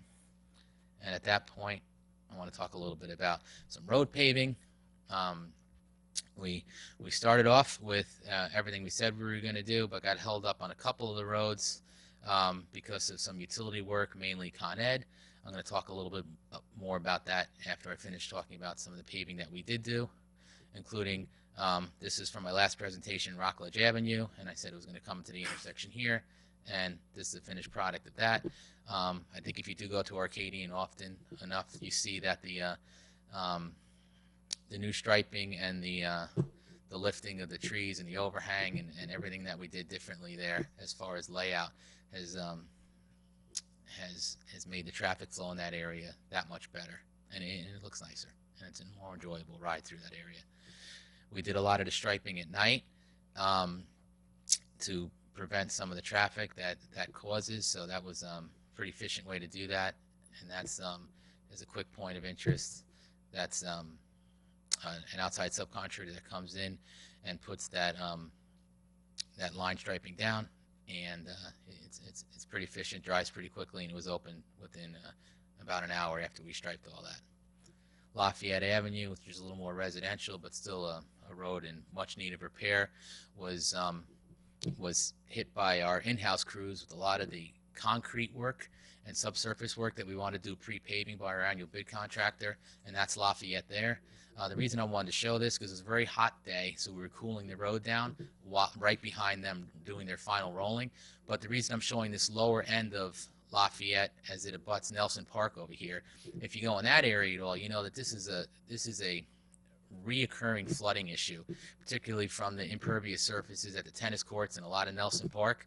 So we went up out of the original scope into here, and then up towards Maurice on this side over here towards the park, and redid all the stormwater under here, all the stormwater collection system, new basins to cause some retention and detention ultimately as it goes down the line and feeds out to eventually Sparta. And with all the rain that we had after this was done, I'm happy to say that these residents over here were very appreciative because they were typically flooded out during rainstorms like that, and they didn't see a drop on their property. So this was a nice in-house effort that preceded the paving down there by the guys. John Street is that little cut through off a terrace down to Yale, and you can see them working over here. That's just a quick picture that cut through that's a nicer thoroughfare now. And then the big one, which everybody travels on, it seems, is the Camp Woods corridor. This was really the main point of discussion, as well as everywhere else they're working on Pugsley and everywhere else in the village, in Osage and in Indian Village. This really necessitated a meeting, and we had just that. I asked Con Ed, our Con Ed liaison, to meet with our manager, and our mayor sat in, and the town supervisor, because there's work going on in the town as well, and we met with Con Ed representatives, and we went over some details that seemed pretty promising, and we're actually having a field meeting to put some details into paper and get a real handle on what their plan is for restoration now that they're winding down with a lot of their service work. So that's going to be on September 20th, so that's next week. Once I have that meeting and get some things a little more buttoned up, I'll have a better feel for when they're going to finish and how we can expend the remaining monies that sit in our capital paving line. And I know, this is a heavily traveled road, and if you hear about it, I guarantee you I hear about it more. But after that meeting on the 20th, we'll really have a good handle on what they plan on doing. I will tell you in the meeting that they did commit to get it done by year's end. However, I do not like committing on behalf of Con Ed, so I'll leave it that right there. The other thing we talked about in the meeting was emergency response. That was really the crux for the meeting, was how their hardening efforts have and some of their liaison efforts have improved some of the emergency response during power outages. And I could tell you in summary, the village is doing pretty well with the liaison program and what we do. And the reason I included this picture in here is not just to thank you again for the operating budget purchases for equipment like this, but to show you that this is Beach Road. This is a very large tree, over 100 years old, that took down all the power over there. Power was restored by the end of that day. And I think in large part because the village responded with Con Ed to do all that removal of that tree work, which is not the case in every municipality. A lot of times they wait for the Con Ed contractor to come back. So in large scale events, when we do things like this, even though it's a little inconvenient to have power out for so long, I think we're a little ahead of the curve there as far as response time and coordination with Con Ed. So that was a feel-good part of the meeting.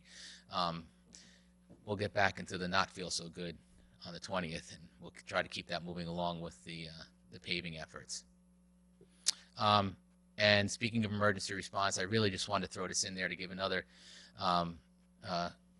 appreciation to the operating budget. A large part of that operating budget includes the purchase of safety equipment. So that Charter Circle water main blowout that we had during that heck week that we had a couple of weeks back, there was a valve that failed on the water main on Charter Circle. This is the replacement valve being lowered down by a new boom on a water truck. This is a new valve. You can see as well as ANSI gear over here. This is actually a hard hat, not a cowboy hat, even though it looks like it. But he has his ANSI outerwear, which is part of the operating budget. And the most important thing I'd like you to see in here is something that we train on every year, and the guys take it very, very seriously. It's really all about safety here. Even if it's in an emergency, they're never rushed. They have the shoring that they have in place here in the trench to make everything they do. It's not just about confined space, which you hear about mostly in the news. It's also about trenching and shoring, and that's an example of that here. And I want to bring attention to that because it's not always first on everybody's mind. And I could say that the village and our village DPW is really way ahead of the curve as far as trenching, shoring, and confined space, and as far as the safety that goes along with that. So that's something that I think the guys are very proud of. So I like bringing attention to it when I can. At this point, we want to talk a little bit about some grant administration that we're doing in coordination with the manager's office. This is just a quick picture to introduce it because this is one of the 3 new flat roofs that were replaced on 200 Main Bank with the Clock. That building, in large part, was damaged inside over decades of water intrusion, in large part from the roof. That roof is now completely watertight, and all the leader piping associated with this roof and other roofs are now tied into the collection system and no longer make their way into the building. So on the heels, actually concurrent with this roof restoration, we put together a remediation design build, remediate proposal that the manager's office used for a grant for this project. We were talking about it earlier. I didn't know if she wanted to add anything to that now. Manager McDonald? We had applied for $500,000 through the consolidated funding application process for an $800,000 expense that we anticipate for cleaning this property up and getting it ready to actually do something with it. So we have not heard yet on whether or not we qualified for the money. We applied under two different applications. One is historic restoration, and the other is through the historic district. So there's two funding pots. So hopefully we'll get some money to continue this process. So we'll keep our fingers crossed, and whether we get it or not, I'm sure that's something we'll bring to you during, our budget season as either a capital project or something to consider. Some of the other things that we coordinated with the manager's office was CDBG is now back, which is great to hear. So that project is being administered through county planning. So we've been interacting with them for the 19, 20, and 21 funding cycles for Community Development Block Grant, which is HUD money that comes through the county to villages of the appropriate income demographic. And we in DPW assisted with a few projects. So one of the main ones is the rehabilitation of, it's been called a few things, but it's basically Lower James onto Hunter, Breakneck Hill, things like that, that we look to rehabilitate and make it pedestrian friendly while incorporating a whole bunch of other things with it, like safety and lighting and stormwater collection and beautification and all that other stuff. That was one of our projects for 19. 20 and 21 really just includes a lot of streetscape stuff combined with things that the manager has put in there as well. Now I'm going to turn it back over to Andy and talk a little bit about CDBG with some of his building improvements. So the manager's office applied for a $500,000 grant, $500,000 for CDBG for some of these upgrades. I'll just go through them real quick. This behind this fence here, that is the rooftop chiller. There is a subsurface room that's below that has a roof that's failing. So what we looked at was moving that chiller, pouring a concrete pad over here, and mobilizing the chiller over here, which would be all new wiring, all new refrigerant lines, a lot of stuff. Take this wall down, have the annual bid excavator take this wall down, take the fence down, replace the roof with a roofing contractor, and then regrade the property so the water doesn't migrate in through the walls of that storage area. The other one was, this was like a $60,000 upgrade to upgrade the fire system. Along with upgrading the fire system was to install a duress system and a new security system. Active shooter alarms, everything you could think of. So that is in the process of being looked at. Also, we looked at, we applied for this lighting, the pool lighting. A lot of it has deteriorated because of the chlorine environment.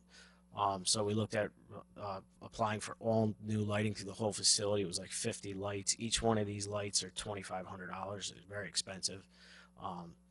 So they're in need of replacement. I can't get a good picture of this, but I should have got a closer one. But you can see this one's pretty deteriorated. Also, we broke the project up into changing out all the fluorescent lighting in the community center to LED lighting. So we counted every fixture up. We looked at the manpower using annual bidders, and we put that number in too. So that was a big cost. As far as the grants that was administered through Hazen and Sawyer, Charles Manganaro, and then the manager's office signed off on it. They did some of the coordination too. What was applied for in the last couple of weeks was a $13 million grant for the filtration plant through the EFC. That's through New York State. That was actually signed on Friday and sent in. $1.5 million grant for the green roof. So that would be additional. And then $2.5 million for those two water main projects that I mentioned earlier. Even though that one of them was done retroactively, if it's approved, we could still get the money. So I was concerned about that. I didn't want to start the project, do it, and then they say you can't get it because you did it already. the final thing I want to mention about that was that $13 million grant. That's an IMA grant. And when I met with Senator Carlucci's office 2 years ago about that, he said it put us in a good position because we do provide water to the town, and the IMA grants are really looked at strong. So hopefully we have a good shot at it. That's it. Any questions? One quick shout out, if I may, regarding Andy's project there that he showed at the end. I appreciate Chairman Chen and the Town Planning Board did a lot of expedited review and resolution in that planning board to go along with the resolutions that the manager and Corporation Council got from you guys that the same night, actually, when you were doing the resolution for that grant. We were also getting them, Andy and I were up at the Town Planning Board getting them to approve things there too, to make it able for the manager to submit. So that's appreciated. All right. Comments and questions? Do you want to kick us off, John?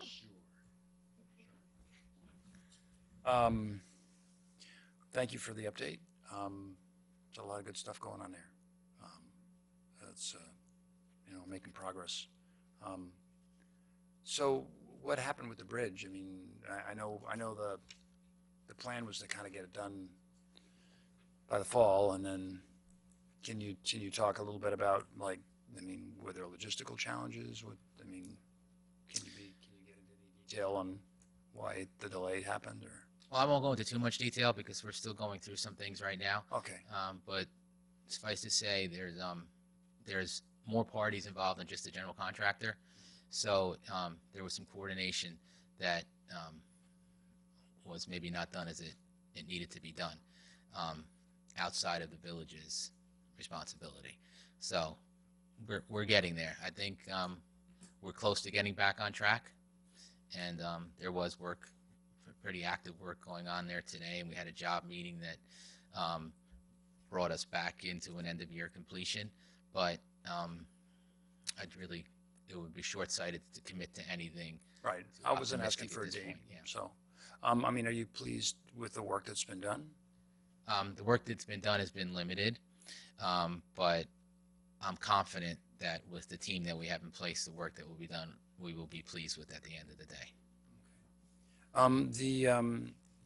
Obviously the stuff with Con Ed has been, pretty high frustration level for me, because I drive all the roads that they are always working on. That's just my route.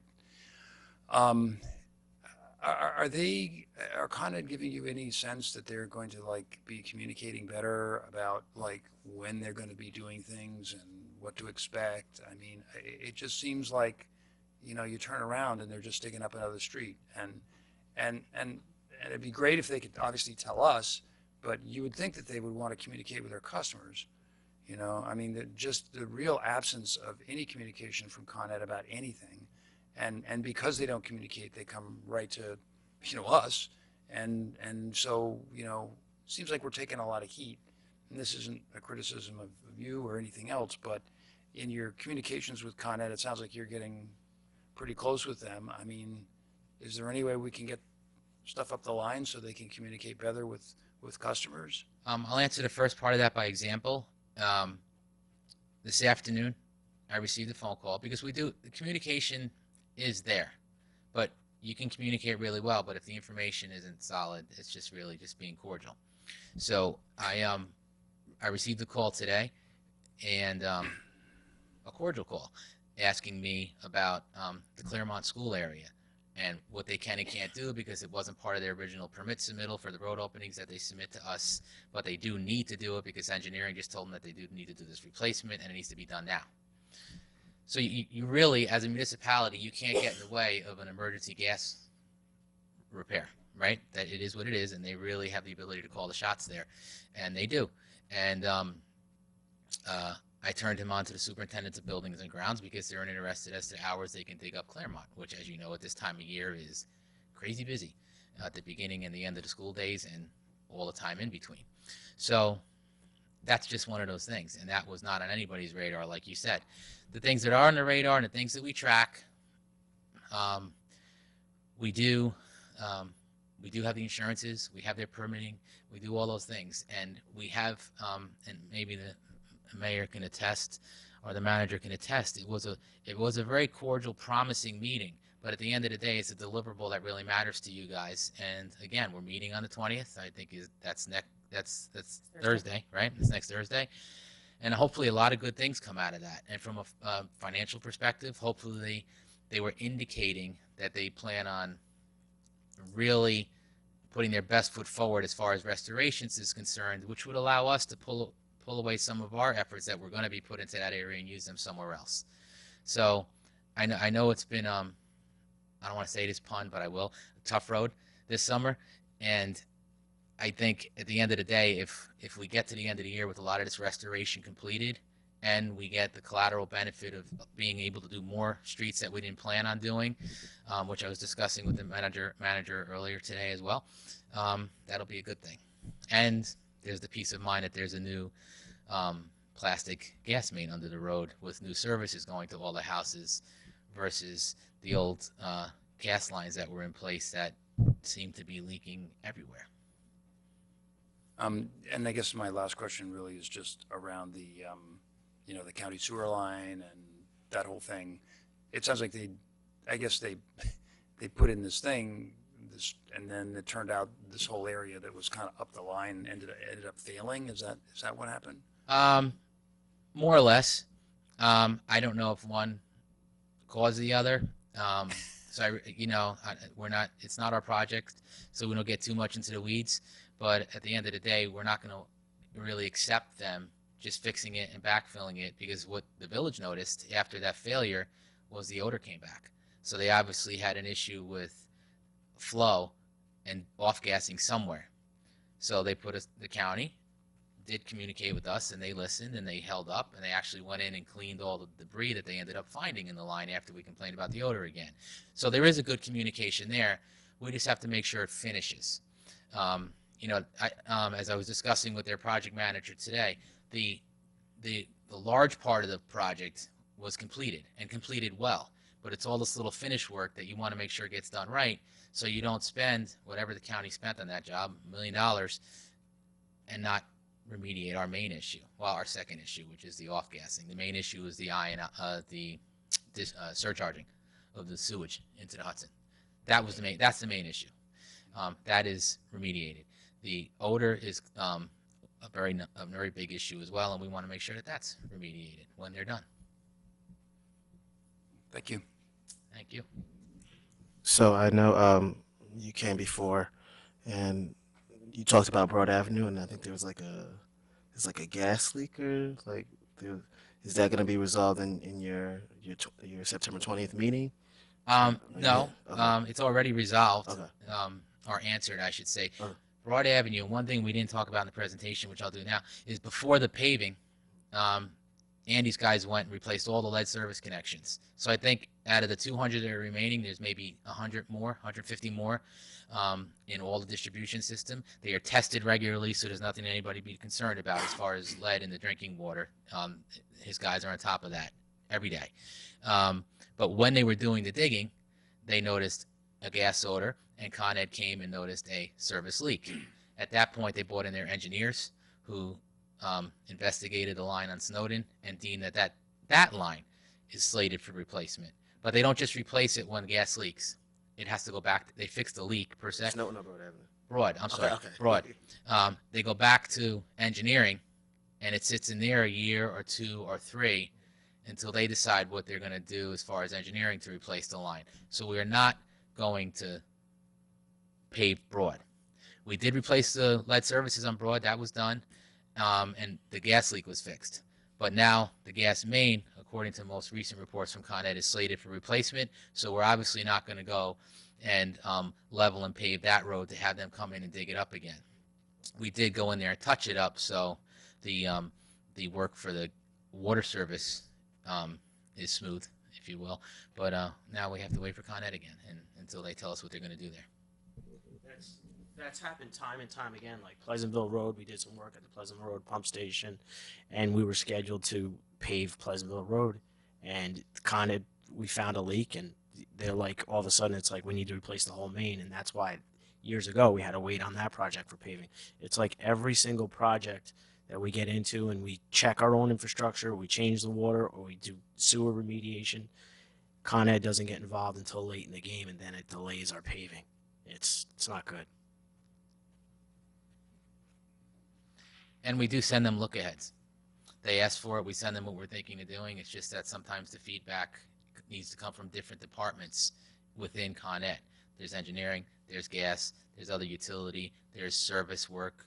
They're all different divisions, and I could say it's better than it used to be, and I guess that's a promising thing. And again, next week we're going to have a meeting, and hopefully it's a good meeting and a productive meeting. Others? This side of the table? Now, listen, my ongoing complaint is that they aren't managing the roads. They leave at 3:30, tar everywhere, gravel everywhere. On Campwoods, one night it was dirt, it rained, so people's tires, you can't see it, it's dark, they're hitting them smack on. It's such shoddy work that it's for the people who live there, it's like everybody's just got their hands up going, this is like a monopoly at its worst. It's, this is simple stuff, is clean up after yourself, without creating all this dirt and all the, we talked about blowers and stuff. It's nothing compared to the stuff they leave behind, that then people walking their dogs, walking with their kids, and everything's flying. And it's like, when I speak to these guys in the morning, when I drive by, all they do is shrug their shoulder and tell me to keep moving. Honest to God, it's like they're rude. They're like, it's amazingly frustrating on such a human level that, and I think it's so simple to fix. I mean, you guys are talking about big, big stuff here, right? I'm talking about just basic, human interaction that I think they lack, and it's ongoing. And by the way, I drive through Westchester because of where I work. It's not unique to us, which I think speaks more about them, but I do feel, I got to tell you, that it's pretty bad here in Austining in relation to some of the other towns and how things are getting done. In Scarsdale, when they redid those roads, they didn't do half the road or part of the road. They did both lanes. And, I don't understand why they do that there, but here they do just, part of the lane where they were on. It just begins to feel like we're so powerless, and it's a lousy feeling, and I don't know what you can do with that information. I just said it publicly, and I don't want to damage your relationship, but it's really frustrating. Campwoods is one of them. It's not just Campwoods. It's, some of the other roads as well. Campwoods just has the school buses all the time now, which makes it, a double problem. But I'm not sure what you can do with sort of the frustrations. I get that, and a lot of the our municipal liaison was also at that meeting with the utility and the storm hardening contractors and engineers from Con Ed, and your sentiment was relayed by the manager and the mayor, and again, we just have to keep moving forward. We call them almost every other day, if not every day, for just that reason, and we're on top as best as we can. So I'm going to get off the negative note and on a more positive note, if I may. So Jen spoke about Cornell, who does a lot of work in environmental stuff. It's part of their studies, actually. It's part of their ag program from New York State. So when I was up there, because of the gorges and stuff they have, it's similar to a lot of the issues. They use, they don't just pour concrete and fix things with, for water containment. They actually have natural, they use natural plants. And I don't know how we get involved with them and how we get the students to start coming down here. But, I took pictures of a natural, sewage done through plants. It's something called, ditch cleaning water, where they use natural plants to actually collect water and actually really create a pollution-free environment through their ecosystem. That's actually it's becoming more popular. It's actually a storm sewer. Yes, it's there you go. It's a storm water, not a sanitary sewer. You are correct. Process that they're putting in a lot of parking lots and what have you, Right. and where you have pervious pavement, and the water percolates into this basin, and the root structure takes out the impurities before it goes into the receiving stream. And we try to implement a lot of those measures. We haven't had too much opportunity with because there haven't been too much village development that would really warrant a parking lot that we can do something like that with. But it's definitely I don't know, we got a lot Oh. of hills, and we have a community center, we have a bunch of areas, and it also, according to our guide, and by the way, it's not that huge around their parking lot, it's, according to the guide, it creates employment opportunities. They were shocked that we're not already doing it, given that the Bronx Botanical is down the road from us, 15-minute drive. I'd like us to start pursuing this, because we're actually perfect candidates for this. It's cheaper in the long run, creates jobs for all sorts of different level opportunities, people of all ages. It's actually a really, it's not just like just an environmental dream. It actually is an engineering development issue that they talk about, and they're a part of the state university program, so they have grants, they have all this sort of stuff. So I want to bring it up because I saw us taking trees down is great to create scenarios, but they have other solutions that we should be looking at. And I just want to bring it up to the foreground, and maybe people who are listening in the public might also be interested. just as a point, we only trimmed those trees. We didn't actually take them down. Thank you. I don't want to, Yeah. I don't want to, I have to say you're right. You're right. You're right. I don't want to exaggerate the trees. Yes. Thank you. Thank you both for the update. You've definitely been busy, and I really appreciate the dashboards and the status updates to the public, not just to us. It kind of really gives everyone an inside look as to where we are at. As you saw, I stopped by one of the projects at the Arcadian, and I agree, having it in the evening really helped with it not affecting the businesses and Route 9, and that just really helped. I was getting some late night food after a meeting, so it was good to see you guys there. As far as the Con Ed ongoing love-hate relationship, I'll say for myself, not for you. I kind of want to see if we could, I know that Jamie and the manager have kind of started doing this, but as you get the permits in, can we just list them on the website and just attach it to the, so not just wherever we list where Con Ed has permits, but even on the weekly e-blast that we do, here's a full list of permits that Con Ed has applied for. That way people know what work is being done or has been applied to be done. I don't know if that'd be helpful. I think it'll be helpful. I mean, I don't want to go too much into what they're permitting or what they're, I just want them to know, hey, listen, they just applied for a permit on my street, and they're estimating to start between this and this, because that way we're providing something. As Trustee Levin said, I do feel a little powerless, so the few areas where I or the board or we can facilitate just better information, I want to take it. Yeah, we'll try to figure something out. Listing the permits just, by putting the actual permit online is probably not a good idea, because it's really not something that relays well and communicates well what they're doing. It's basically a bunch of figures and lines and numbers that said, so I understand what you're saying and what you want to see. I just want to list it. We don't have to show the document. Right. So I understand what the end game is. And we can certainly look to take anywhere they're looking to dig up, which we kind of did already, but there are some isolated spots where it's not just a full road work or a full gas main replacement where they're going to dig up, like the aforementioned Claremont work is something new that they came to us with, where they're going to send in a permit, emergency permit, and go. So yeah, I get it, and we'll work with the manager's office to do that. Okay. And because you mentioned when you stopped down that evening, that's actually thermoplastic we put down in the evening, and as you saw, it sets and dries up really fast. Cool. It's also something that's a little more pricey than paint, but again, we put in the operating budget to work with our paving, because we probably won't be back there with any type of maintenance paving for a few years, because it lasts a lot longer than regular paint. does. And it also, I think, stands out a lot better in the evening because it's so bright, and it's good for nighttime safety.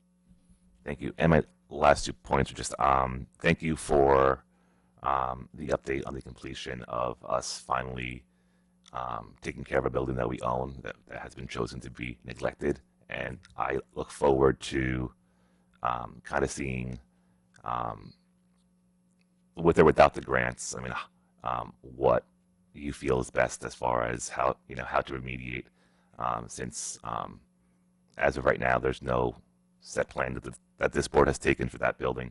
So as of right now, it's our building, and we have to bring it up to code, right? Just like any other person has to bring their home to code. So I think for the first time, we really got into the weeds with what needed to be remediated and done in that building with the research that we did with our consultant that we used here. Hence the reason for the design remediation build recommendation if we do go to contract sometime next year.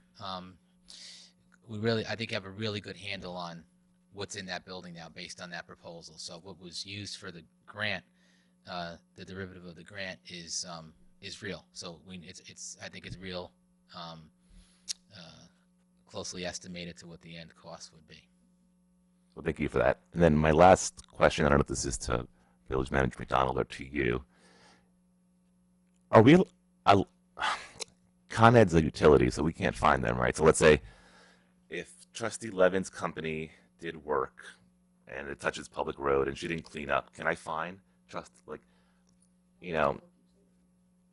This is what we have with Con Ed. I know where you're going with that. Yeah. When someone comes in for a road opening permit, they pay the fee for the permit, and then they pay a dollar amount based on what they're going to upset and eventually restore. So we take that money and we make thousands of dollars off the permits for Con Ed. It's really an administrative fee for the work that they're doing. Con Ed is insured and bonded, so if they did something wrong and we need to go back to it, they're responsible to come back, and if not, we can go after them for that money. If they do, and again, it's always a different subcontractor because it's very rarely an in-house contractor. If a subcontractor comes and does shoddy work, I could tell you it might not be too expeditious, but they do eventually come back and take care of the issue that we have. So going after them from a legal perspective, I just want to know who cleans up. I want, whether it's, I mean, you're kind of saying that maybe it's the village. Well, when it necessitates it, we go there and take care of an immediate need. But in the long-term restoration or permanent restoration, it's always on them, and it's really no operating impact to us, short of the immediate response. Like there's been a sinkhole on one of their jobs before, we'll go and we'll plate it and we'll say, listen, you got to come take care of this. Things like that. One thing I left out that I also talked about with the manager that I mentioned tonight, so I don't want to forget, was regarding paving. The other thing that we talked about way back when with road restoration and list of roads and methodology. The manager and I have sat with a consultant, and I'm having a follow-up meeting with him tomorrow actually, and maybe within a few months we'll have a proposal to do which called a pavement condition index, and it's basically going to be a village-wide survey of all the roads in the village, including state roads. So it's really hopefully a double-edged sword where we can use it to present to you and say this is what the consultant thinks and this is what our budget dictates, and we'll go forward from there. But we can also use it to go to the county and the state and say, hey, in our PCI study, Upper Croton Avenue is an F. That's a hypothetical, but still pretty close. So that's forthcoming, and so you can look forward to that in the next, at least the proposal presentation to you all. If there's money in the budget and the operating, maybe we'll consider commencing on that this year. If not, we'll talk about something next year in the operating budget. Well, thank you for that. That PCI is music to my ears. I'm glad that we're getting closer to that, and thank you for your presentation overall. So the two roads that we hear a lot about with paving, you touched on tonight, which is both Campwoods, which we're still in this holding pattern, although it looks like there could be light at the end of the tunnel with Con Ed, and Trustee Levin mentioned when you see Con Ed come in and they seem to be repaving both sides of the roadway. And, well, they don't seem to have a lot of variation in their policy. If Con Ed is paving both sides, then there may have been work done by Con Ed on both sides. Or I know what we're looking to do with all of those Camp Woods, Pugsley, all the work that they've been doing is wherever they have restoration to do, they will do it, but we will coordinate with them so that there's a seamless connection, because they might have half of the road, and we're going to continue it on down to the end, or whatever the case may be. And the one gray area that I recall coming up was sort of when does it warrant restoration of a whole road or a half road, and when do how many patches are they? How many rectangles do they have before it's just worth even that they come to the conclusion it's worth repaving that? And maybe that's where there's a little bit of judgment that comes in, a little bit of discretion, and hopefully that's something that can be figured out, if not next week, just on an ongoing basis. But so Camp Woods has been a big frustration for a lot of years. We've all been hearing about it, and I'm hopeful that this fall that will really be done, and the Con Ed piece will be done in conjunction with the village piece. Am I understanding it correctly? Correct me if I'm wrong. Everything you said is correct. The other one is Lower Snowden, and I'm getting a little bit less confident by the presentation, although I'm really, really pleased to know how closely you're working with the county and the extent of the work that's being done by the county, and that the major safety concern and environmental impact has been mitigated, and that the odor is being figured out on one phase or another, and that's really going to be addressed. But that's the other one we hear a lot about, and I didn't get a really strong, confident sense that this is going to be repaved by the end of the year. Am I accurate in what I'm hearing? Again, I'm always with bated breath, but confidence behind another entity. Yeah. Okay. I will do everything that we can as a village to cooperate and help that get done, but we can't make another person's project happen. Yeah. I want folks, anybody who's watching at home, to understand that there are a lot of things where we're dependent on, whether it's Con Ed or the county, that we're doing everything we can to help move them along, but that we can't dictate to them their progress. And so I'm glad to hear that the communication continues to get better. Claremont, right near Claremont School, is where the work's going to be happening by Con Ed. That's how. Oh, I'm just envisioning details, the school buses. That is like the most congested little dead end street that they decided to build like 2 schools on. It was the worst civil engineering decision ever. So to have the road torn up is going to be a nightmare. But well, I don't know the extent of the tearing up. I put him in touch with the superintendent of buildings and grounds so he can coordinate that effort. The school buildings and grounds. Yes. And then I wanted to ask you. We mentioned Broad Avenue. Among the streets that had been in consideration as maybe we might get to it is Underhill. We have some streets that when they're particularly steep, they're concrete and they have the texture in them. Is that what you intend to do going forward in those stretches where we have that, or is that, because it obviously is much more difficult to work on later on without compromising the surface, and that's why we see Broad Avenue, which is just a mishmash of asphalt patches and a concrete roadway, and Underhill as well. The Broad Avenue restoration won't be a concrete restoration. It'll be an expansion and control joint treatment to seal those joints in the concrete, and then an overlay with asphalt, blacktop. That tends to be an easier road to maintain, particularly in the winter. And a road, even though it's steep, it's not that steep where you really will have traction issues. And yeah, but I think you're probably referring to Eastern. Eastern has actual grooved concrete, and we did that only because we, during, I forget which hurricane it was, but during a hurricane we had a road settlement up there, so we actually rebuilt that half of the road and grooved that road. That was years ago. Yeah. No, yeah, but I do believe that the lower portion of Underhill is also, or at least at one time, was Underhill. concrete. Yes, but yeah, Eastern is great.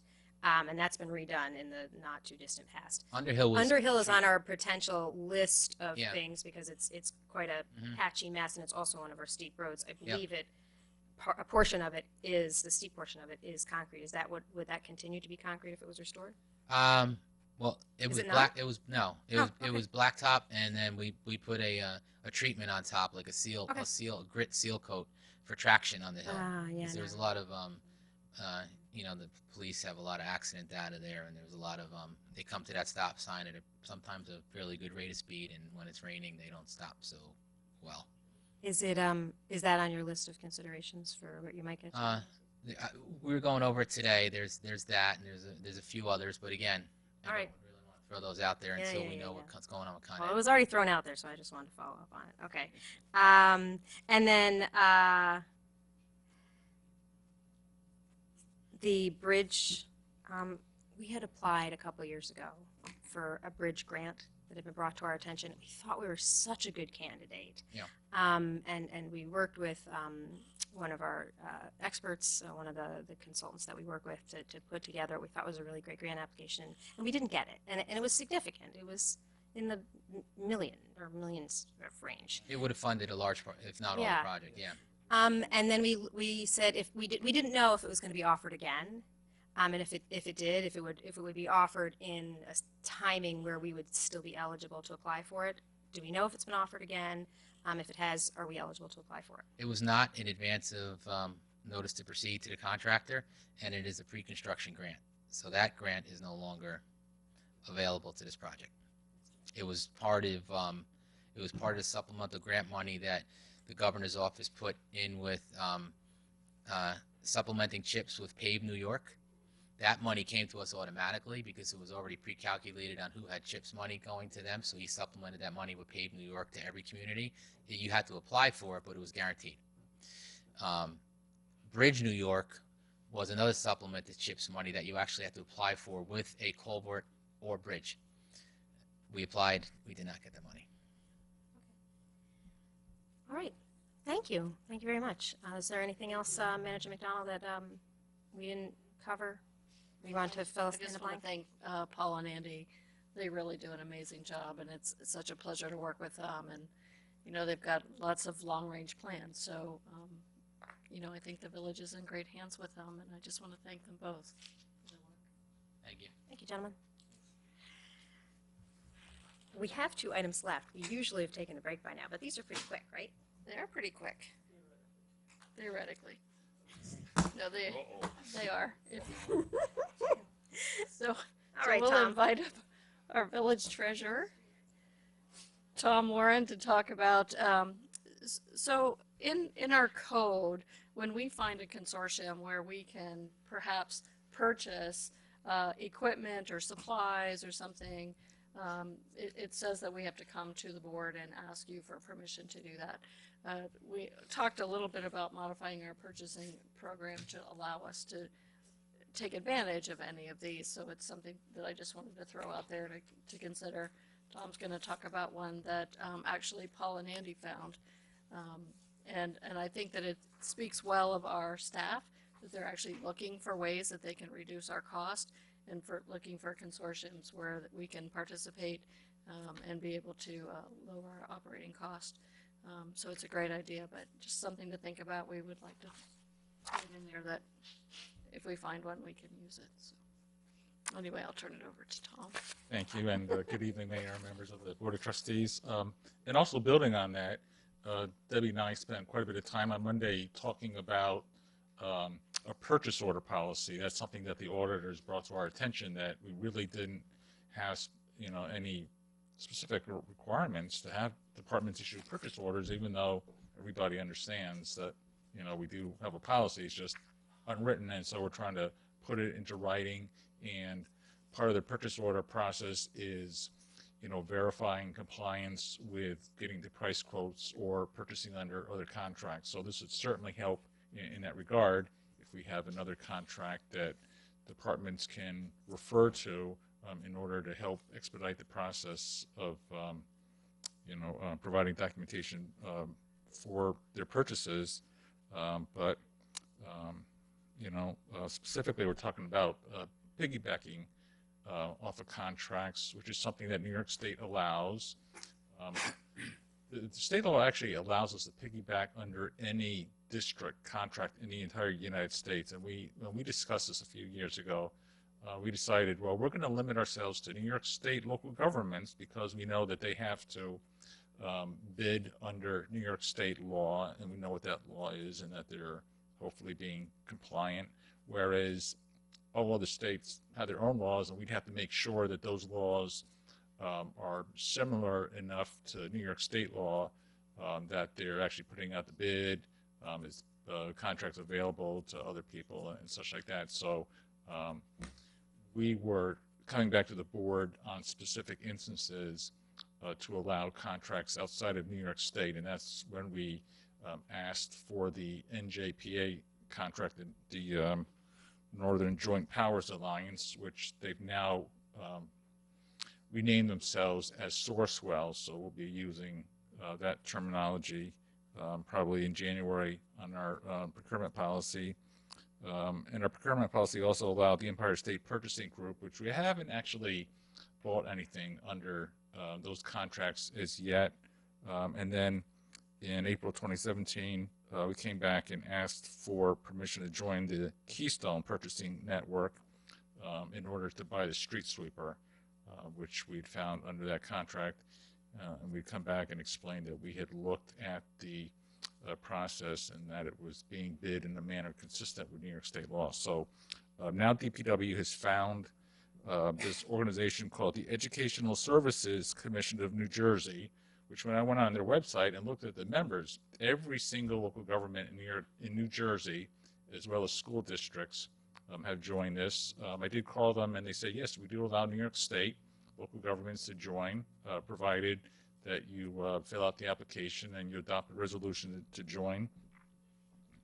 And I did look at the documentation, and it does comply with requirements of New York State General Municipal Law with regards to contracts being let by a district within any state of the U.S. And actually, this Educational Services Commission of New Jersey is actually operated in conjunction with the Middlesex Regional Educational Services Commission, which is similar to BOCES in New York State.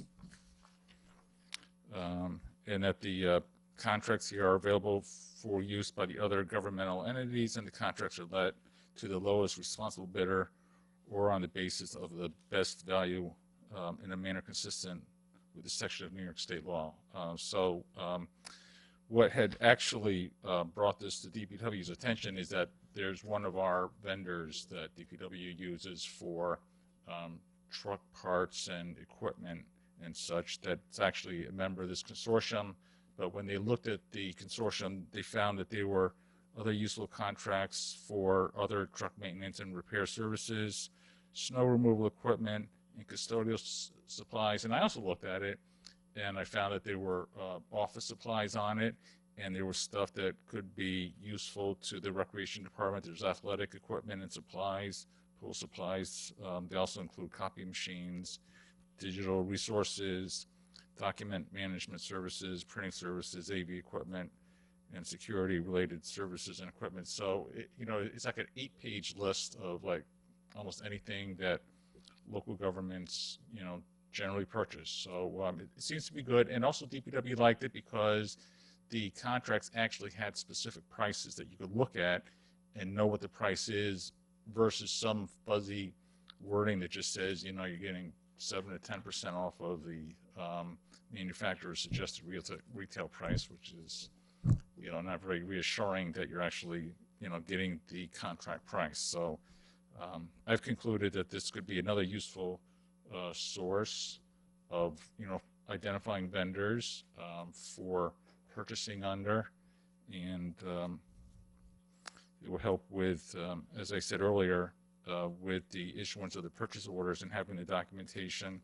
And also, as I mentioned, we're required to adopt a resolution to join and fill out the application. So I did use wording from the resolution last time that we approached the board to join a cooperative purchasing network. Does anybody have any questions or comments for Tom? Thank you. Thank you.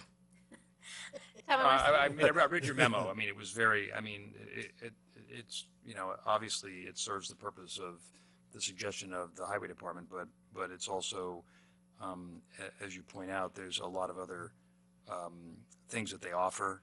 There's a broad spectrum of products, and obviously we can compare those against any others that we're looking at. So, if we can, anytime there's opportunity for cost savings, I'm all about that.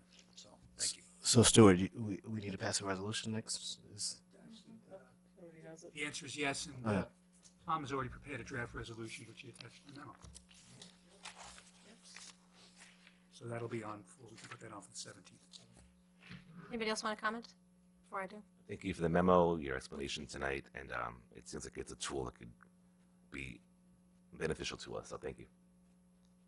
I particularly appreciate, I think it's valuable having you come and talk to us about why you're considering this, why we might want to add this to our potential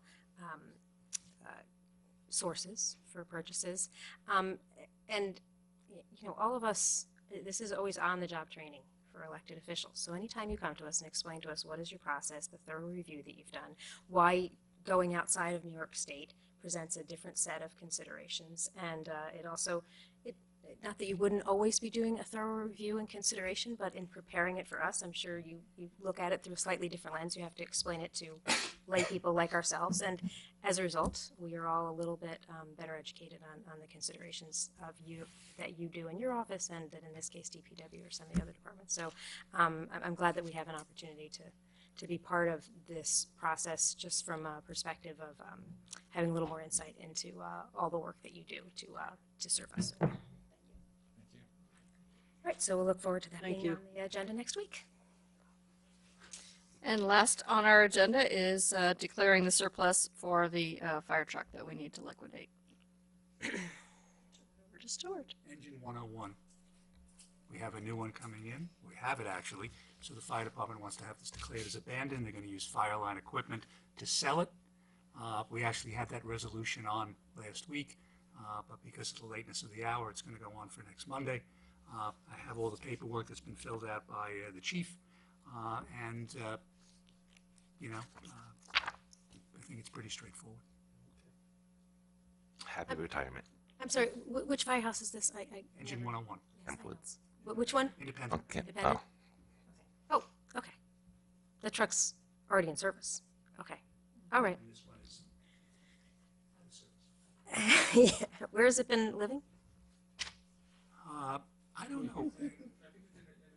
Oh, right, because they have two Yeah, they have two bays. bays. Right. Okay.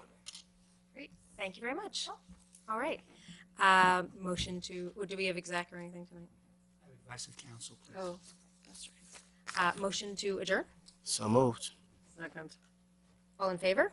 Aye. Next week, please join us at a special day and location. It will be Monday, that is the 17th of September, and it is also the same night that the town board is having their meeting. Lots of Jewish holidays this time of year, so the meetings are juggled around a little bit. So we will be at the community center at 7:30 on Monday the 17th for our next work session, right? No, legislative session. Yes, legislative session. I don't know why I'm so confused. All right, good evening. This meeting is adjourned.